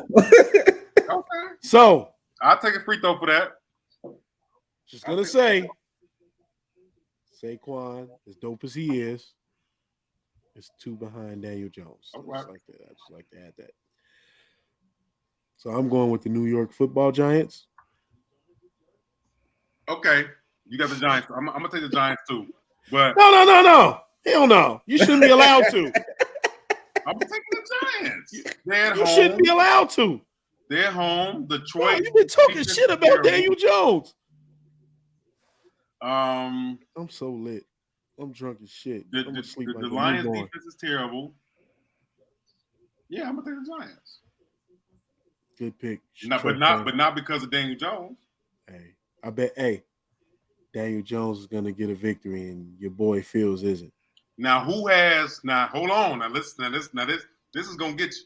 Who has a better career as a quarterback, Daniel Jones or Mitch Trubisky? Now, I want you to get this wrong. Daniel Jones hasn't been benched or kicked off his own fucking team, though. Okay. Has Daniel Jones been to a Pro Bowl? Yes or no? Nigga, thank you. Bowl? All right. No, he hasn't been to the Pro Bowl, but what good is that doing Mitch now? All that matters. What good is that doing Mitch? He hasn't been to a Pro Bowl. Mitch been to a Pro Bowl, but how many games has Daniel Jones played in the NFL compared to Mitch Trubisky? I don't feel like it's either. Anyway, Carolina. We done been hacked in our chat, man. What happened? Our chat have been hijacked by hot girls here. What? They're putting shit, putting links in here. Wow. Hey, YouTube, y'all wild as hell. Mm-hmm. Go ahead, bro. I'm sorry. Panthers at Ravens. Ravens. That ain't even a question. Ravens. I like how the Panthers playing though, but fuck the Panthers. That's a tough matchup for them. That's a tough matchup for them. So I'm gonna go to Ravens too. Even though I want the Panthers to make it competitive because I like they got a good receiver now. I mean, they got a good running back that's building that momentum. So let's keep that going. Washington Redskins. Jesus, I'm drunk. Washington Commanders. Go to H-Town. Go to Houston. Give me the Commanders, man. Give me the Commanders. They just beat the Eagles. They feeling good. And the Texans are 1-7-1. I think the Texans going to get the #1 pick in the draft. And they need to get that quarterback. We're gonna talk about the draft coming up and who is the best quarterback. This is a lot of quarterbacks coming out this draft. They shouldn't have fucked over Deshaun Watson. I feel like the Texans are gonna get that #1 pick because it's a lot of quarterbacks that's coming out this year. All right, then let's see. We got 2 very disappointing teams, man. The Raiders and the Broncos playing at Denver. I'm gonna go with Sierra's husband. Really? Because Derek Carr ain't shit. Hold on. Free Javante Adams. I know I'm extending. We'd have been extending the show and shit. This is bad. Really? This is so like the. We picked these two teams at the beginning of the season to make noise. I know I did. That's I know what I I'm- picked the Raiders to do something. That's I what wasn't I'm riding with saying, Sierra's bro. husband to do shit. That's what I'm saying. This shit is bad. Like these records are terrible. Free Devontae Adams. Yeah. Fuck. But yeah, I'm gonna go Sierra husband too. Shit. Fuck it. Broncos. Yeah. It's something about I seen Derek Carr crying at the press conference after that loss they took to the Colts last week. I seen what Devontae Adams said in the press. I don't know why I'm rooting for the Raiders, man. I just I want them to. I don't know. I'm gonna go with the Raiders. It's something telling me just to take them for this game. We'll go with the Raiders. Divisional game. I feel like they need to get this win, even though this season's already pretty much over. Okay. I'll be tuned in at 3:05. This might be the game of the week right here. Dallas Cowboys travel to Minnesota. This is gonna be a good ass game. Yeah. But I'm still going with Kirk Cousins. Really? Unfortunately. Y'all taking the Texans don't deserve a good quarterback. They fucked over Deshaun Watson on some bullshit. Man, we talked about that in last season. Yeah. They don't deserve a good nothing. They deserve the motherfucking Dallas Cowboys curse. Damn. Okay, you got the I don't know, man. It's something about. Here's the crazy thing. I think we talked about this before, but the Vikings have always found a way to just be in the mix. Mm-hmm. But this year, I just feel like it's something. Now, I don't feel like they wanted a Super Bowl and no shit, but they are those games in which they feel like they're out of it, like they not winning, they're finding a way. Yeah, and I just think the team is just a little bit different this year. So I'm gonna go with the Vikings on this one too. I think I'm gonna take the Vikes too, man. I like how they playing. I like how they rallying around the quarterback. Justin Jefferson, of course, is having a great season. They picked up T.J. Hockenson, which I still can't believe that move. That shit's crazy. I don't even know how they picked that, how they made that happen. But I like the Vikings, man, and it's crazy that they in my division, and I feel like the Vikings. Shout out to the Detroit Lions for fucking up. They're good for that shit. I feel like the Vikings is good enough to make it to the NFC Championship game. I feel like they're good. They can make it to the championship game in the NFC. You said the Vikings? Yeah, I feel like they can make it to the NFC Championship. Who would they play? If I had to pick now, the edge would go to the Niners because of Christian McCaffrey. Okay. So I would say the Niners. So you're not saying Justin Fields and the Bears. Okay. No. And notice I'm not saying Tom Brady and the Buccaneers either. Or the Eagles. Shit. Or the Eagles. Tom. No, I'm telling you, it's time for him to go sit down. It is. It's time for him to go sit down. It's time. It's time for him to sit down.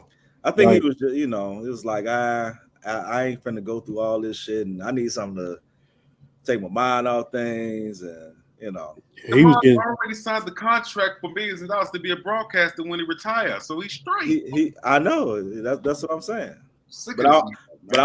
I just think he didn't want Gisele Bundchen to be a part of that money, which makes sense. That's just my personal opinion. I agree. I'm with you there. He knew they was getting divorced. He didn't want to be in the house with her ass. Like, I'd be on the road. My lawyer will show up to court. Do whatever. Yeah. I hope you put a condom on. All right, so we got Cincinnati traveling to Pittsburgh. Bengals. Bengals? Yep, sir. Yeah. Pittsburgh not gonna win because Mr. Trubisky not playing. Say that again. No, I was being sarcastic as fuck. Because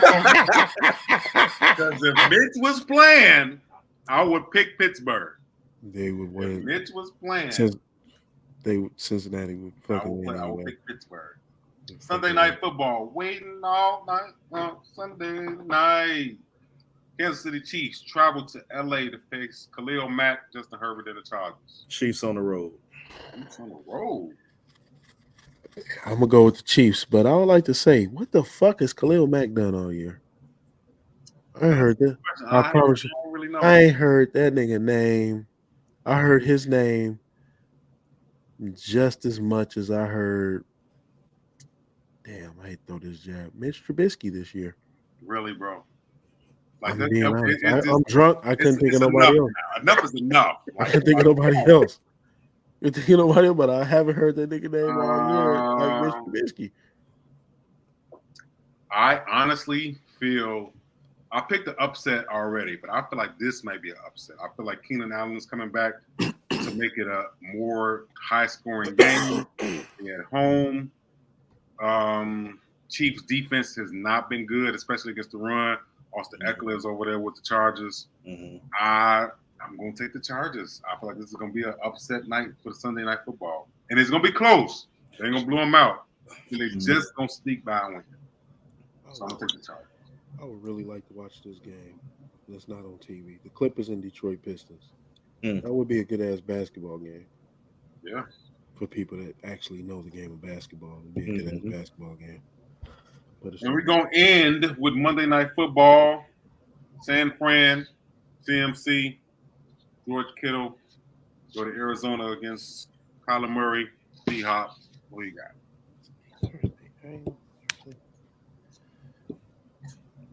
This will be a good game, too. Hold on, what was the game? 49ers at Cardinals. Ooh. Give me 49ers. Give me the Niners in Mexico City. Really? I'm going Niners. Really? Debo, Christian McCaffrey. Tom Brady's back up. Yeah.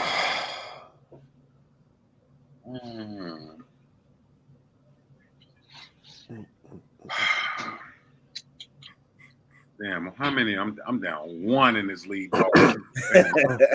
I need to catch up. That's some bullshit. Damn. Just so you know, bro, before you make your pick, because I am gracious as I lead the way. Kyler Murray is suffering from a hamstring injury, so he's slightly questionable for the game. So just throwing that out there, but you go, you do what you do. You trust that he may make it back or not. So I appreciate that, good brethren. Yeah. So I'm going to go with the Niners. Thank you for that. Make sure I watch this game tomorrow. 76 in the Bucks. All right, picks are in. It is still, I don't see the score, but it's fourth quarter right now with the Titans and the Packers.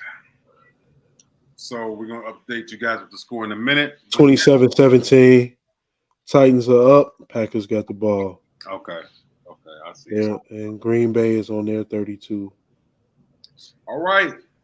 It's time for a great segment of the show. AD, tell them what we about to do, man. Hey, we ain't did this in a while, y'all, man. But we finna enter into Bars and All. Bars and All, man. This is when me and the bros, we put a few clips up for the audience, man, and we listen to some freestyles, and we, is it bars or is it no? So, we just rate what we hear. We talk about it a little bit, and we go from there, man. So we got quite a few clips for you tonight. This first one, man, is probably going to catch a few people by surprise. And shout out to Everybody Hates Chris. Had a little freestyle that he did a while back, man. So just check this out real quick and let us know, man. Everybody hates Chris, huh? Okay. Everybody hates Chris, man. Let's see what he's talking about.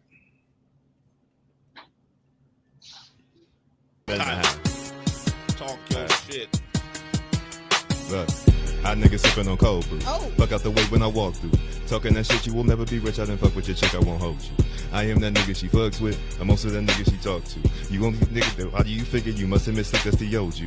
I wonder if you act on purpose, as your cap and neck on nervous. My forehead touching her forehead, one more head touching the surface. She biting and scratching the surface. She long, she can take it, she perfect. She twitching, she glitching, she gone another guy, her hands in the sky, this service. Fuck all this going back and forth, I ain't playing tennis. She said you asked where she was going, why you in my business? business. This ain't clue, who is you and why is you suspicious? Just be a man, Peter Pan, understand that she F-R-E-E, all the way free. She can be a whole freak. When she pull up to me, wait till she S-I-N-G-L-E again. But don't get your hopes up, we broke up, but still friends. We be done, she just playing with it. Look around, I'm just laying in it. What the fuck we got to do today is all I'm saying, girl, let me stay in it. Fuck.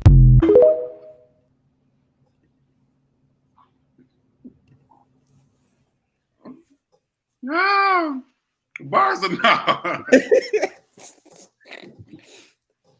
Bars or no, man? What y'all think?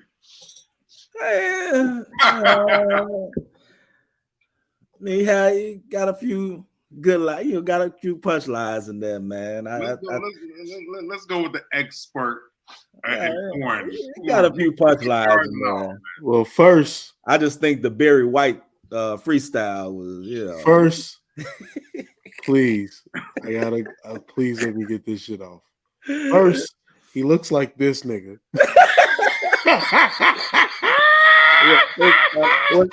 Orlando Brown. He look like Orlando Jones from Mad TV. Whatever the hell his name, man. Two. Wow. His delivery was like weak as shit. His delivery was bad. Mm-hmm. The words, like his actual lyrics, were okay. Okay. And then when he played into the song, me and Freesa, like that was clever. Yeah. To throw it in at that point. But with the delivery, I'm gonna say no. Nah. Okay. But he does look exactly like this nigga. Yeah, he does look like that nigga though. That's your daddy's son. Let me take Eddie, what you got, man? Bars and all, Eddie. I thought it was decent, but that I couldn't, this nigga was out here like Keith Sweat on the Sweat Hotel on V103 and shit, freestyle, and I couldn't get with that part, man. I give him what he give him, but I got to go now on that one, man. Cuzzo said it was decent. I agree with Blake, man. I feel like it was decent, but it wasn't like his delivery. I said his bars was okay. The delivery. Him rapping at me like this, I just couldn't fuck with it. Like, if this is something you don't do, you want people to hear what the fuck you saying. You want to prove you can rap. So, like, the first time, for example, a motherfucker like Chris Brown, if y'all ever heard Chris Brown rap, the first time he ever rapped, was it on Sway? He killed that shit. He enunciated. He made sure you can actually hear what the fuck he was saying. Okay. Orlando Jones just tried to like mumble rap his way through this shit. Orlando Jones. Tell me he don't look like that nigga. Tell me he don't look like that. You your daddy's son. Hey. He looked just like that nigga, man. I feel like I don't know what made me think of that shit. As he was rapping, I was Googling like Mad TV actors. I was like, he looks like buddy. He's not a rapper. So for him to come up with the lyrics, the lyrics was okay. Mm-hmm. I agree the delivery was trash. The lyrics was okay. So, I mean, I gotta go. That's funny. Little dude from across the street. Right. Little dude.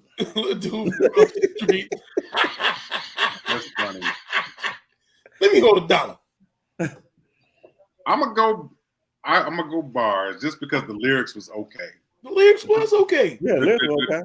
Yeah, but the delivery was. His delivery was like, put it like this. There's a reason why certain people don't rap. Like, for example, Quentin Miller can rap his ass off, right? He penned a lot of shit, right? Mm-hmm. His delivery, when motherfuckers heard Quentin Miller actually rap, his delivery was trash. But if you gave it to a motherfucker with a dope delivery, shit was a hit, right?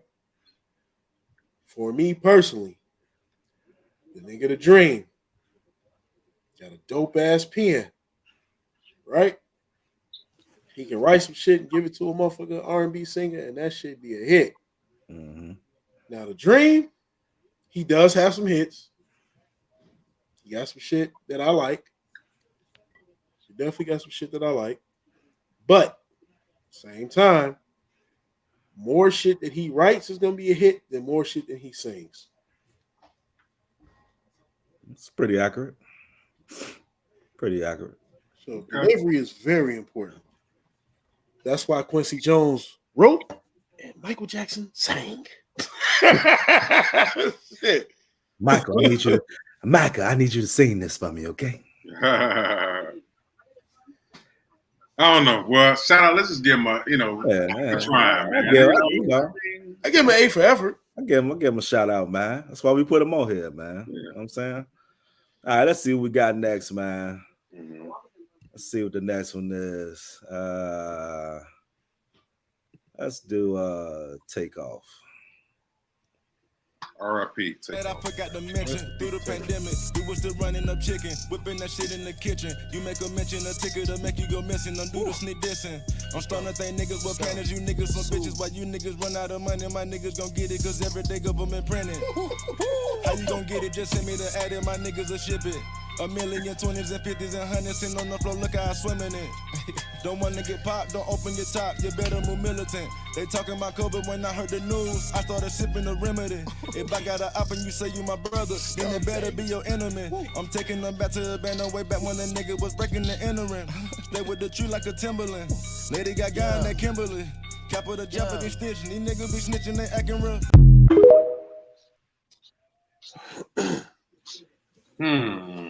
Rest in peace, Takeoff. Rest in peace, for sure. I was trying to listen because he's so fast that I was trying to like hear. I heard most. Well, I ain't gonna say. I heard half of it, but when rappers are fast like Takeoff, let's play the shit again. Yeah, run it back, man. Yeah, run it back. Let's run this shit back, man. My bad, I forgot to mention, through the pandemic, we was still running up chicken, whipping that shit in the kitchen. You make a mention, a ticket to make you go missing. Don't do the sneak dissing. I'm starting to think niggas with panties, you niggas some bitches. While you niggas run out of money, my niggas gon' get it, cause every day government printing. How you gon' get it? Just send me the ad and my niggas will ship it. A million, 20s and 50s and 100s sitting on the floor, look how I swim in it. Don't wanna get popped, don't open your top, you better move militant. They talking about COVID when I heard the news, I started sipping the remedy. If I got an op and you say you my brother, then it better be your enemy. I'm taking them back to the band, way back when the nigga was breaking the interim. They with the tree like a Timberland. Lady got guy in that Kimberly. Capital Jeopardy snitching, these niggas be snitching, they acting real. Okay. I heard it more that time. Okay. All right, what y'all got? What you got, Corn? All due respect. All due respect. No. Okay. All right. No bombs. What did you like about it? The lyrics. The lyrics? Not saying that he's like a super spitter. I know that ain't no shit that would have made the album. Mm-hmm. Mm-hmm. He definitely wouldn't have put that on the album. Like he was just really spitting some shit. No. Well, shit, it might have made the album. It might have made the album on some, just because his, the delivery, how he, he made it sound like right. Once again, that goes back to delivery. Yeah. He delivered it, but the actual lyrics, all due respect, no. On some freestyle shit is a no, but that's a Migos type. Yeah, like, they put that shit on the album. That shit gonna sell. But it would have been different if it hit the album. Like in some ways, it would have been different. It wouldn't have been exactly like that. Him and Quavo would have probably went back and forth like Jada and Styles. Mm-hmm. It'd have been different. Yeah. It would have been different. Yeah. But no, I'm gonna go with no. All due respect, rest in peace, Takeoff. Yes, sir. AD? I agree. like I said, I think, to bro's point, that from a freestyle perspective, that wasn't quite the hit, but it would have, what I'm saying, they would have tweaked that a little bit and put it on the album, but that was more of like an album type feel than a freestyle joint, even though that's his delivery anyway. Like that's just how he raps. Yeah, right. Yeah, that's definitely how he raps. But I mean, I don't see that making the album. I see Quavo Offset like, nah, or we gonna turn that into a bridge. It ain't gonna be the hook. It ain't gonna be your verse. It's gonna be the bridge. Mm-hmm. I heard. That's why I'm glad we played it again, because the second time I heard some bars and some of the stuff he was saying, and it kind of clicked with me a little bit. But then after he said one hot bar, it'll go into I don't know what the fuck he just said. Mm-hmm. Then it go into another bar, and it's like it was missing me a couple of times. Yeah. You know what I'm saying? Yeah. So the inconsistency of it will make me say no, but I feel like if I could understood majority, let's just go. Ain't gotta be. If I can understand majority of what he was saying, get a substance of the bars, then yeah, it'll be full bars. But I gotta say no. Rest of Yes, sir. We got two more, man. We got two more for the peoples, man. Let's see what we got. Yeah. I carry that kind of love in my heart that you would never find. See niggas scared of they demons, I make friends with mines. I might have bent the truth, but I never lied. I need something to feel alive when I'm dead inside. All my personal issues I'm learning to set aside, cause I planted the seed and niggas came with pesticides. Give y'all my testimony, but never would testify. We'll buy lunch for the reaper to see who next to. Bitch, I've been cold since the snotty nose. Since I was drinking tap water out the water hose. Since I was stealing shit from Trey cause mom ain't buy me clothes. Since I was robbing people's houses and got honor roll. Shit, I was 9 when I made the decision I'ma go platinum like FUBU. That's when I learned the same ones who love you or try to use you. Everybody trying to win so nobody cry when they lose you. We had nothing in the crib we could eat but some ramen noodles. Every dog got his date, you better mark your calendar. Everybody get a shot, but I'm a different caliber. And roaches crawling while you sleep and make you pick the pallet up. See, I was crying out for help but wasn't screaming loud enough. So it was quiet for my fake brothers. Only 8 others. We turned to the Section 8 brothers. Oh my God. I need that one more time, man. I need that one more time, bro. I need it one more time. Love in my heart that you would never find. See niggas scared of they demons, I make friends with mines. I might have bent the truth, but I never lied. I need something to feel alive when I'm dead inside. All my personal issues I'm learning to set aside, cause I planted the seed and niggas came with pesticides. Give y'all my testimony, but never would testify. We'll buy lunch for the reaper to see who next to. Bitch, I've been cold since the snotty nose. Since I was drinking tap water out the water hose. Since I was stealing shit from Trey cause mom ain't buy me clothes. Since I was robbing people's houses and got honor roll. Shit, I was 9 when I made the decision I'ma go platinum like FUBU. That's when I learned the same ones who love you or try to use you. Everybody trying to win so nobody cry when they lose you. We had nothing in the crib we could eat but some ramen noodles. Every dog got his date, you better mark your calendar. Everybody get a shot, but I'm a different caliber. And roaches crawling while you sleep and make you pick the pallet up. See, I was crying out for help but wasn't screaming loud enough. So it was quiet for my fake brothers. Only 8 others. We turned to the Section 8 brothers. Sheesh. Bars. I mean, clearly the best one out of all of them so far. Unlimited bars. Yeah. Delivery. Yeah. Passion. Yeah. Like, his delivery was so passionate. The crazy thing is, yeah, the beat definitely helped a lot. Especially the beat. Because, you're right. The beat pushed the lyrics. Crazy thing is, I can envision everything he was fucking talking about. Yeah. Yep. I can envision every fucking thing he was talking about. And that's just my style of hip hop. Like, I love that shit. I love fucking rap lyrics. That like, pencil sound live was fire, Joe. Yeah. Like, I love that shit, bro. Like, bro, I love it. Motherfuckers get on and spit lyrics, bro. Like, I like that. I like that pesticide thing. and I like when he said, "Everybody get a shot." Facts. He went in on that motherfucker, man. Yeah. He did. And I seen that shit maybe like a week ago. Yeah. The whole joint go hard. If motherfuckers go and play that shit from the time Sway put the beat on, the whole joint go hard. The whole joint go hard. So if y'all want to hear that shit, man, Sway in the morning. What's the brother name? Shit. What's my man name? Yeah, that motherfucker. He was in it, man. Now I gotta find that shit, man. He was in it.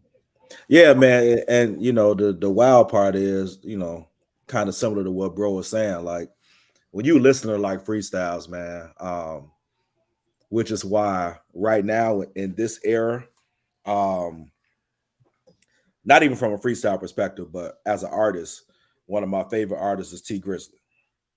And T Grizzly in this era is extremely similar to Biggie in terms of his storytelling. Like when you hear him rap, like his last album that came out, when you hear him rap, you feel like shit, like I'm right here. Like I'm looking at what's happening while you saying it. Like I feel you, dog. Like this is real. So when you look at freestyles, man, you like, all right, shit, you looking for like that feel, like damn, I could be right here. I could be right here with what you're saying. So definitely bars for me, for sure. Yeah, man. He went in numerous of bars. I love the pesticide line. I love when he said everybody get a shot, but I'm a different caliber. I love the ramen noodles lick. Like he had Joe unlimited bars on that, Joe. The drinking out the faucet water, like, come on, man. I've seen shit. That's everything. I didn't pay attention who the fuck that is. Who? That's Ray Vaughn, man. Who is it? Ray Vaughn from TDE, Top Dog Entertainment, man. I just had to realize who the fuck it was. Okay. Say it one more time so everybody can look him up. Ray Vaughn from Top Dog Entertainment. So that's the same label as Kendrick, Schoolboy Q, J Rock, Absol, Isaiah Rashad, like, you know what I'm saying? CEO Punch, all of them. Like, all right. So Bars and Buckets family, if you didn't know about the brother, his name is Ray Vaughn. Go check him out. I didn't know about the brother. I just seen this shit on TikTok, and I was like, okay, seems like he might got some shit. This is my first time listening to the whole thing. I didn't even listen to the whole thing. So this Ray Vaughn, man, you know, doing his thing out there, man. Shout out to him, man. I got used to his music now. That was LA Lakers. That wasn't Sway. LA Lakers. LA Lakers. All right. Yeah, LA Lakers. And I like that passion. When rappers are passionate about, you know what I'm saying, what they're saying, you know what I'm saying? You know how old that freestyle came out last year? Really? Mm-hmm. Damn. Yeah, I'm looking at it now. Yep, last year. Yep, and the original freestyle is 3 minutes and 13 seconds. I'm gonna listen to it tonight. Now I gotta listen to the whole thing. Yeah. So the last one, bros. Oh, we got one more? We got one more. Right. This one I'm gonna surprise y'all with, kind of, sort of, not really, but let's do it. This is a guy that all of us have top tier. All of us. And clearly we understand why, because he never fails, man. This guy never fails, no matter what the circumstance. We playing Drake. All right. Exactly. Hey. What's poppin'? J. Cole is here with the LA Lakers. Yeah. For Freestyle 108, baby. Let's get to it. Ain't did one of these in so fucking long. Feel this Long awaited. Let's go. Yeah, rest assured, the best is here in the flesh, and that's for sure. The rest should wear my vest, I'm set for war, nigga, press record. I send niggas to address the Lord. Same flow to put your neck to sword, the same flow to just undress your whore. Take over, nigga, check the score. This is chess, better check your boy. Who gave the world more fire but got less reward? No stress, my only guess is that less is more. More or less 100 G's in my dresser drawer. I'm blessed, hope I arrest, don't arrest me for it, I'm new to it. My new crib got the Times Square view to it. While two bitches lay in my bed, I'm used to it. That's your best friend giving me head, now you do it. See, mommy, it's not so weird. After I hit hit, I cut you off like Picasso ear, Van Gogh or whoever. Goddamn, Cole, you're too clever, like a fucking James Brown sample. You're too ever, times 2, that's forever. More treble, meaning more high-end shit on your level. Put the fear of God in niggas, I'm pure devil. Walking contradiction, my description. Off the top magician, compositions, non-fiction. Shit it in the competitions, pot the piss and gone, so long, Saturdays a nigga used to mow lawns, Nowadays a nigga be eating prawns. Fuck my bitch by the window, wave to the peeping toms, Yes, I'm Carolina's finest, Southern nigga with New York stamps. Honest, out in Queens with the fiends, I'm your highness. Cold world, don't mistake it for a sinus infection. At this point of this flexing, boss is next in line and the test is time. Play the game right, nigga, he gon' rest his mom in the sands of Sudan, where she rests her mind and find peace, cause the son'll be fine. He got the city on his back and I got him on mine. You think I'm lying? Shit, step 1, got the Villa on that. Shit I predicted in my raps, I done did all that. Next please, eat rappers, check please. Here's a tip why niggas grip my testes. You want shoot, then shoot, don't play with me. Hardest shit out the South since slavery, nigga. Love it. So Y'all know I had to do it, man. Shout out to J. Cole. Yes, Shout out to J. Cole for using 93 Till Infinity beat. Yes, Souls of Mercy. Yes, motherfuckers that don't know what beat that was or what group that was. You know what I'm saying? 93 Till Infinity. So that song is damn near 30 years old. Yeah, I don't feel like people like we witnessing greatness right now with Cole, man. As far as bars, we witnessing greatness, man. And I can't wait till this J. Cole and motherfucking Kendrick drop. Oh my God. I can't wait. It's gonna be so much better than motherfucking Drake and 21 Savage. Okay, wait a minute. Even though Broke Boys is a motherfucking hit, though. I fuck with Broke Boys. Okay, let's just talk about it. Okay, I fuck with it. Drake and 21 Savage dropped an album last Friday called Her Loss. No, 2 Fridays ago, because Nas fucked up the weekend last week. Oh yeah, Nas dropped King Disease 3. So I like the album. I did bump it. Banger. Hey, I did bump it, and I like it. Now, I want to ask y'all a question. I'm going to ask y'all a question now. I'm going to say this before I ask my question. Jay-Z is my favorite rapper that's alive. Mm-hmm. Nas has dropped 4 bangers with Hit Boy. Like King Disease 1, 2, Magic, and then 3. Mm-hmm. Now we know Nas got dope-ass albums before that, right? We know he got dope. The only weak-ass Nas album I can really say is Nostradamus. That shit was trash. Yeah, okay. And questionable. Super questionable. No, not questionable. Nostradamus was trash. Not questionable. No, that shit was trash. It was. But I fuck with Nas. With Nas's last 4 albums being like solid bangers. Mm-hmm. King Disease, so far, let's see, out of the last 4, I fucked with all of the King Diseases. I fuck with all of them. But King Disease 2 and 3 of the last 4 was like my favorite. Where does that put him with Jay-Z? In like albums wise? Where does it put him albums wise? Albums wise. Oh. Because 444 was 5 years ago. Yeah. 5 years ago? Shit, damn near. Let me see. That's the last J album. 444. But even so, Blueprint, like Jay's albums. Jay's album. All right, let's 2017 for 444. Yeah. Yeah. Being realistic, Jay-Z albums that are even a Black album. Reasonable Doubt. Yeah. People. All right, Reasonable Doubt. I don't think many people fucked with Volume 1. I did. Mm-hmm. Volume 2 is with Hard Knock Life is what elevated him. Right.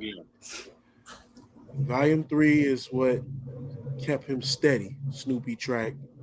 The intro to Volume 3 was ridiculous. The Dynasty album, that's really Jay-Z's album, so we're gonna credit him to that.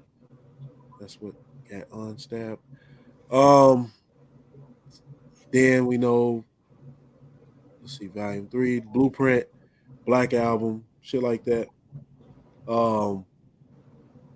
Jay got about let's see, Jay got about 6 albums of bangers. Now I fuck with other shit that people don't listen to, may not fuck with because I'm a Jay-Z fan. Right. So I'm gonna say he got about 6 albums. But if you take Nas' last 4, you take Illmatic, you take shit. I don't know. I'm tipsy, so I can't think of the shit right now. Illmatic, the joint when he infused his face with King Tut. I Am. Yep. Illmatic. It Was Written. Yeah, man. I mean, the Nas may be getting them with the albums right now. He's definitely made a like complete bodies of work. Yeah.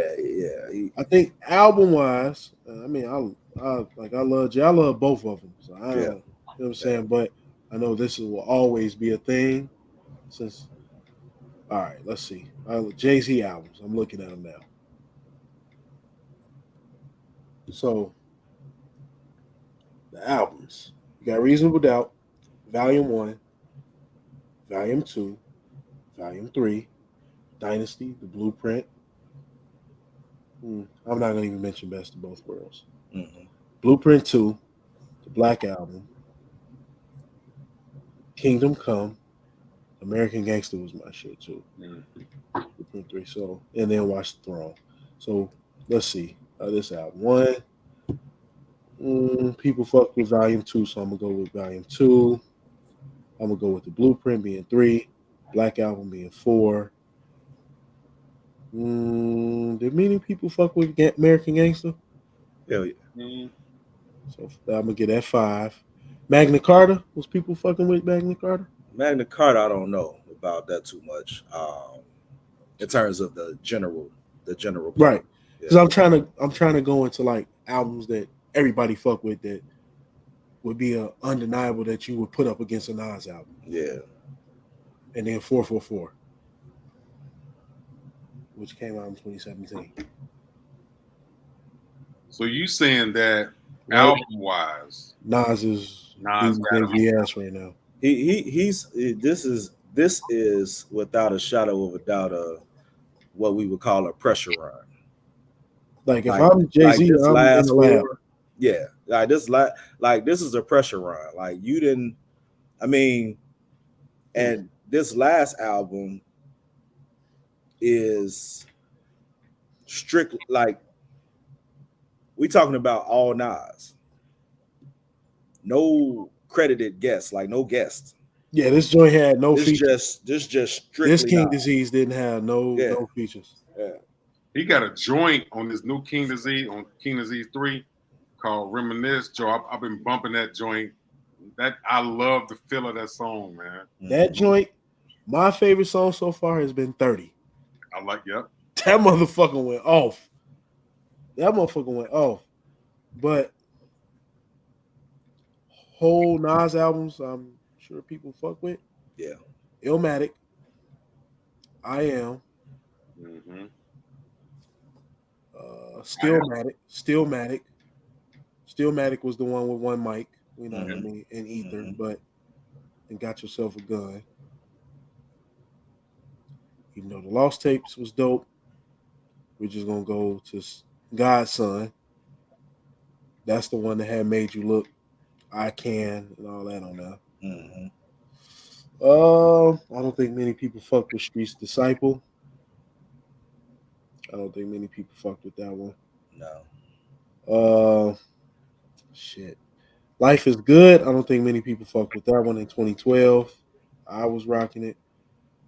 Nasir in 2018. Damn, that nigga went from 2012 to 2018 without dropping. But Nasir, That's the one Kanye produced and cut down to 7 to 8 tracks. Mm-hmm. 7 tracks. So that's when he did Nas, Pusha T, and Tiana Taylor. That 7-track shit. Yeah. Then King Disease, the first one. Then 2. Then Magic. Then 3. 3. Yeah, it's a like at this point, if I'm Jay-Z and I'm just being the hip hop competitive guy, I'm in the lab, bro. I'm in the lab because the whole pandemic, as Cuzzo said, since 2020, Nas been fucking hip hop up. Like, especially that first King Disease was that. I mean, the whole joint smack. Yeah. But what I like about the King Disease series is the first 2. He fucked around with a lot of the young New York rappers, like that one joint, Spicy. Mm-hmm. He had Fabio Foreign on there and ASAP Ferg, and he shot the video in New York. Yeah, that shit was hard. Hey, nigga Nas doing his thing. Shout out to Esco. Shout out to Esco, man. I fuck with Nas. I like Nas a lot. I mean, I fuck with both of them. Yeah. I was just asking a question. I mean, that's a legitimate question too, bro. Like, I fuck with both of them. Yeah. I mean, he definitely got a shit. Sean Corey Carter. Yeah. You need to book a studio session. Yeah, bro. Quick. Shit, because his last one was 444, right? In 2017. It's 5 years ago. Yeah. Maybe Jay is just in a stage right now where he just want to do features. Like I know last thing he did was God Deal, right? On the calendar. That shit was hard. That shit was hard. I fuck with that heavy. Which ain't nothing wrong with that. And I know people may be like, oh, Jay-Z's in the business. So is Nas. Mm-hmm. Motherfuckers don't know. Nas got a lot of stock in motherfucking Lyft. He got his own record label, Mass Appeal. Nas got Google Nas Investments, because a couple years ago they was talking about he was gonna be the first billionaire in hip hop. The motherfuckers really paying attention. They was talking about that shit. I'll say about 4 years ago. So he in business. So I don't want to hear Jay-Z just focused on business, or he's still sitting down with Hit Boy figuring this shit out at the same time. Mm-hmm. So I don't want to hear that. Both, if I'm Jay-Z just being a competitive motherfucker, man, definitely in the lab. The petty nigga I know he is, he should be in the lab. Mm-hmm. I know he's a petty nigga. Mm-hmm. He should be in the lab right now. Because right now it looks like Drake got more better albums than Jay-Z, and I'm just gonna put that out. Talking stupid now. Let's end the podcast. End the podcast. All right. If you want to play, if you want to play that game, I'm just saying, man. Give me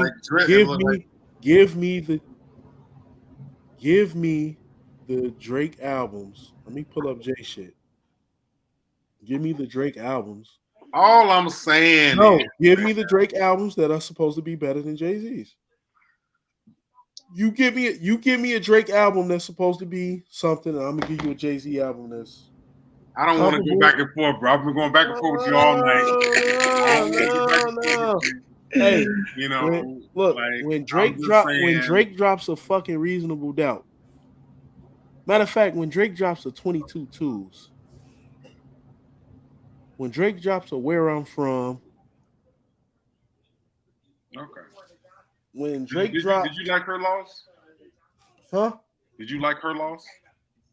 The album they dropped. I mean, it was cool. But when Drake can drop a Can I Live or a Friend or Foe, all right. If anybody ever heard Friend or Foe, I need people to listen to that, then get back to me. Friend or Foe 1, and then part 2, when he caught the nigga in the hotel room. Okay. Then get back to me, because there's a story to it. Because it's all a part of the Streets of Watching. That was like a series of videos that was like a movie. Mm-hmm. But I don't know if a lot of people know about that, because they're not hip hoppers like me.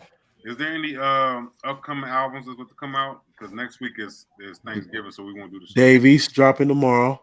I love Davies. Dropping tomorrow. Let's see, man.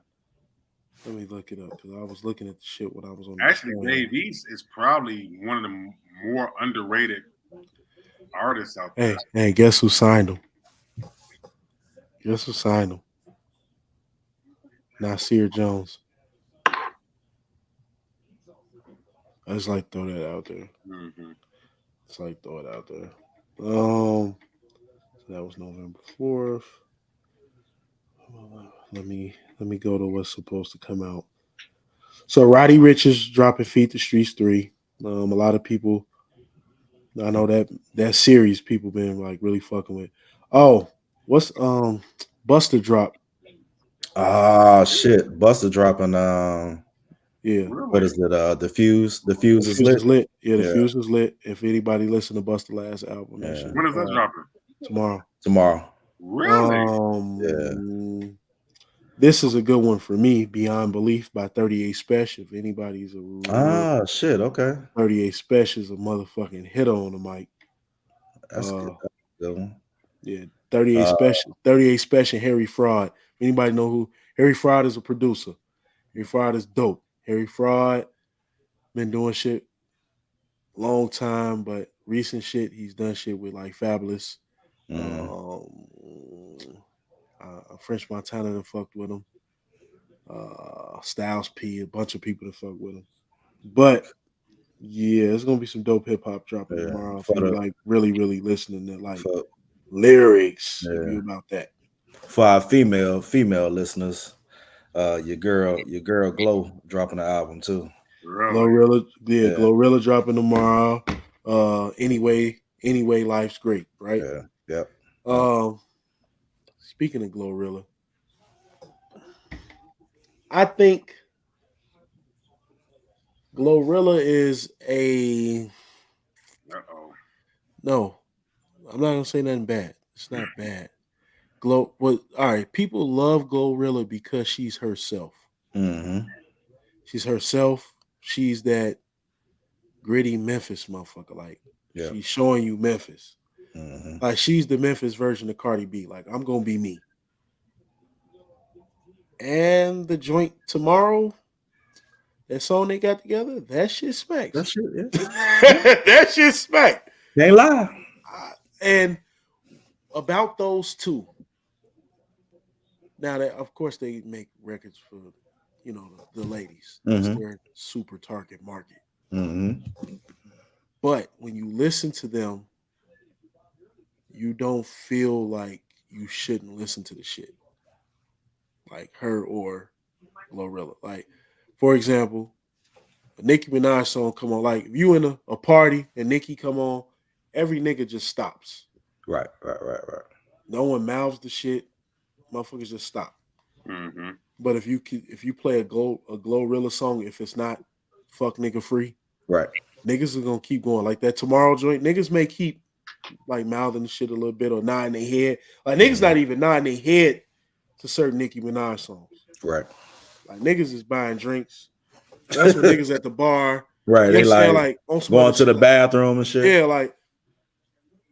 But Cardi and Glorilla, I just feel that niggas are halfway listen to the shit. Like, yeah, they got, to me, they have that. Not on. How can I put it? They got the same appeal as a Foxy Brown, or like when Little Kim was rapping. Yep. Not when Little Kim was talking about smashing her pussy in people's face and all that type of shit. I'm just talking about when she was actually rapping. Mm-hmm. People would actually listen to that shit. Like when she dissed Biggie on the same fucking song she was featuring on with him. Yeah. Like niggas rap that shit. You know what I'm saying? I don't think Nicki Minaj has those records where niggas feel like they could keep partying. Yeah. It's like when you put on the Nicki Minaj song, that's like the equivalent of turn on Beyonce in a party. Niggas just stop. Like niggas just stop. It's a good perspective. I like it. Yeah. Well, there it is. Well, I'm putting this shit up.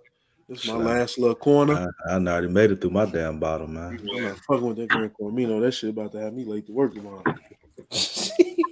Bars and Buckets family, we love y'all, man. Look, Next is Thanksgiving, man. We want to wish everybody a safe. Oh shit!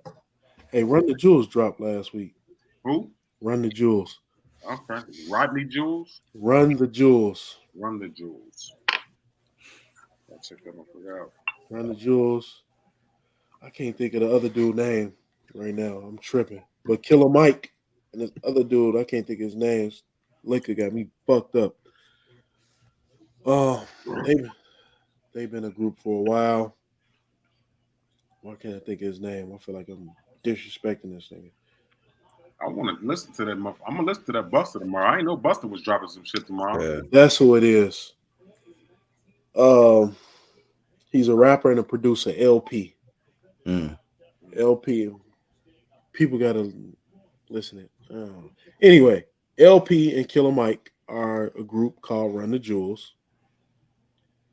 It looked like, according to this, they're currently signed to Mass Appeal, which is Nas's label.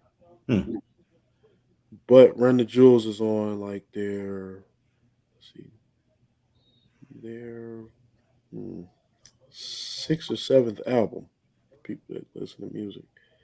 So they dropped in 2013, 2014, 2015, 2016, 2020, and 2022. And then Run the Jewels Quattro is what's dropping tomorrow. So this they 6th album together. They've been together since 2013. So I'll check that shit out too. And if motherfuckers listen to Killer Mike, Killer Mike is actually a dope ass lyricist. You might not like his delivery, or you know what I'm saying, but lyrics wise, he's dope.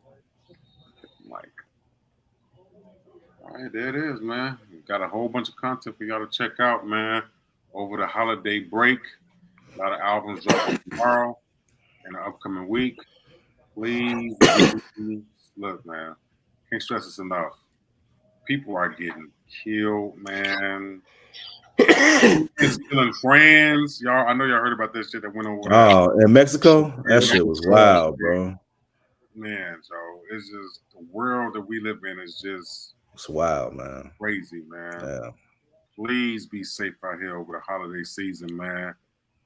Be with your family, with your friends, whatever you're doing, just be safe.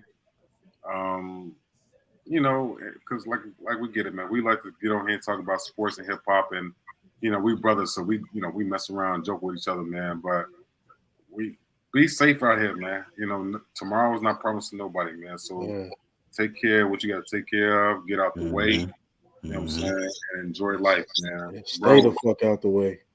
Please. It's getting crazy out here. All right. Bros, where can they find y'all at? Hey, you know, good people, man. Find me on Facebook at Adrian Dury, Instagram Urban Gentleman 85, TikTok Principal AD. Got the email for the Bars and Buckets crew at the bottom of the screen right now, barsandbuckets2022@gmail.com. You know what I'm saying? Reach out to us, man. You got a topic you want us to cover. You want to join the show one day, come on here and spit your knowledge. Like this, it's available for you, man. We are a people's podcast, man. We here for y'all and want to rock with you, man. So we appreciate y'all every week. You know what? Corn, what up? Man, you can find me at home. You can find me on Facebook, Cornell Shelby II. Instagram, gold_mine_CEO84. Shit, other than that, man, being an employee and a father. I know that's right. Father's more important. Yes, sir. But yes, sir. Employee and a father. But other than that, catch me inside. How about that? Catch me inside. How about that? Factual. Nothing but facts. Yeah, for sure. Reggie Moving Forward on Facebook. Mr. Moon Ford on Instagram. And actually, you know what, man? I'm embarrassed because I've been doing these podcasts and shows and interview and radio and all this shit for a couple of years, and I didn't know nothing about LinkedIn, man. So I'm on LinkedIn now. So follow me on there, leave a review. I'm getting paid together, man. So I'm on LinkedIn. Trying to continue to build this thing up, man. I love my bros. We do this Bars and Buckets podcast. It means a lot to me. Doing the thing outside the box show on Tuesday, live on air. Actually, the bros, inviting the bros, man. Hey, if y'all ain't doing nothing, pull up. We having a live studio audience there. Tuesday? It's Tuesday coming up before Thanksgiving, man. Come up there. Thinking outside the box? Yeah. Men there like swimwear. In there, check out Don't the worry show, about it. man. Don't worry about it. Buy some drink. We're gonna have a good time before the holidays, man. So yeah, man. Hey, look, man, I try to stay out the way, man. My sons is getting older. I just had a conversation with my son this morning. He trying to get ready for college, man, trying to, get a scholarship, and I'm proud of him, man. It's amazing that you look back on your kids like, my kid about to go to college, man. You know what I'm saying? So, dope. Yeah, it's like cut out Junior. Yeah. And he played like the man. He got a long wingspan, and he the only tall black kid in this school. So of course, call him Giannis. But so I'm proud of him, man. So that's what it's all about, man. Yeah. Stand out the way and just trying to be productive out here, man. Bars and Buckets has a lot to come, man. We will see y'all after Thanksgiving. Man. So once again, please be safe. Get y'all some dressing, goddammit, some ham, turkey, some yams, and all that good stuff. Get you some chitterlings. Yeah. Man, we like I say, stay in tune, man. Make sure you go follow us, man, on YouTube, Facebook, and all that stuff. We will see y'all after the holidays, man. Yes, sir. Peace and love, y'all. Be easy out here.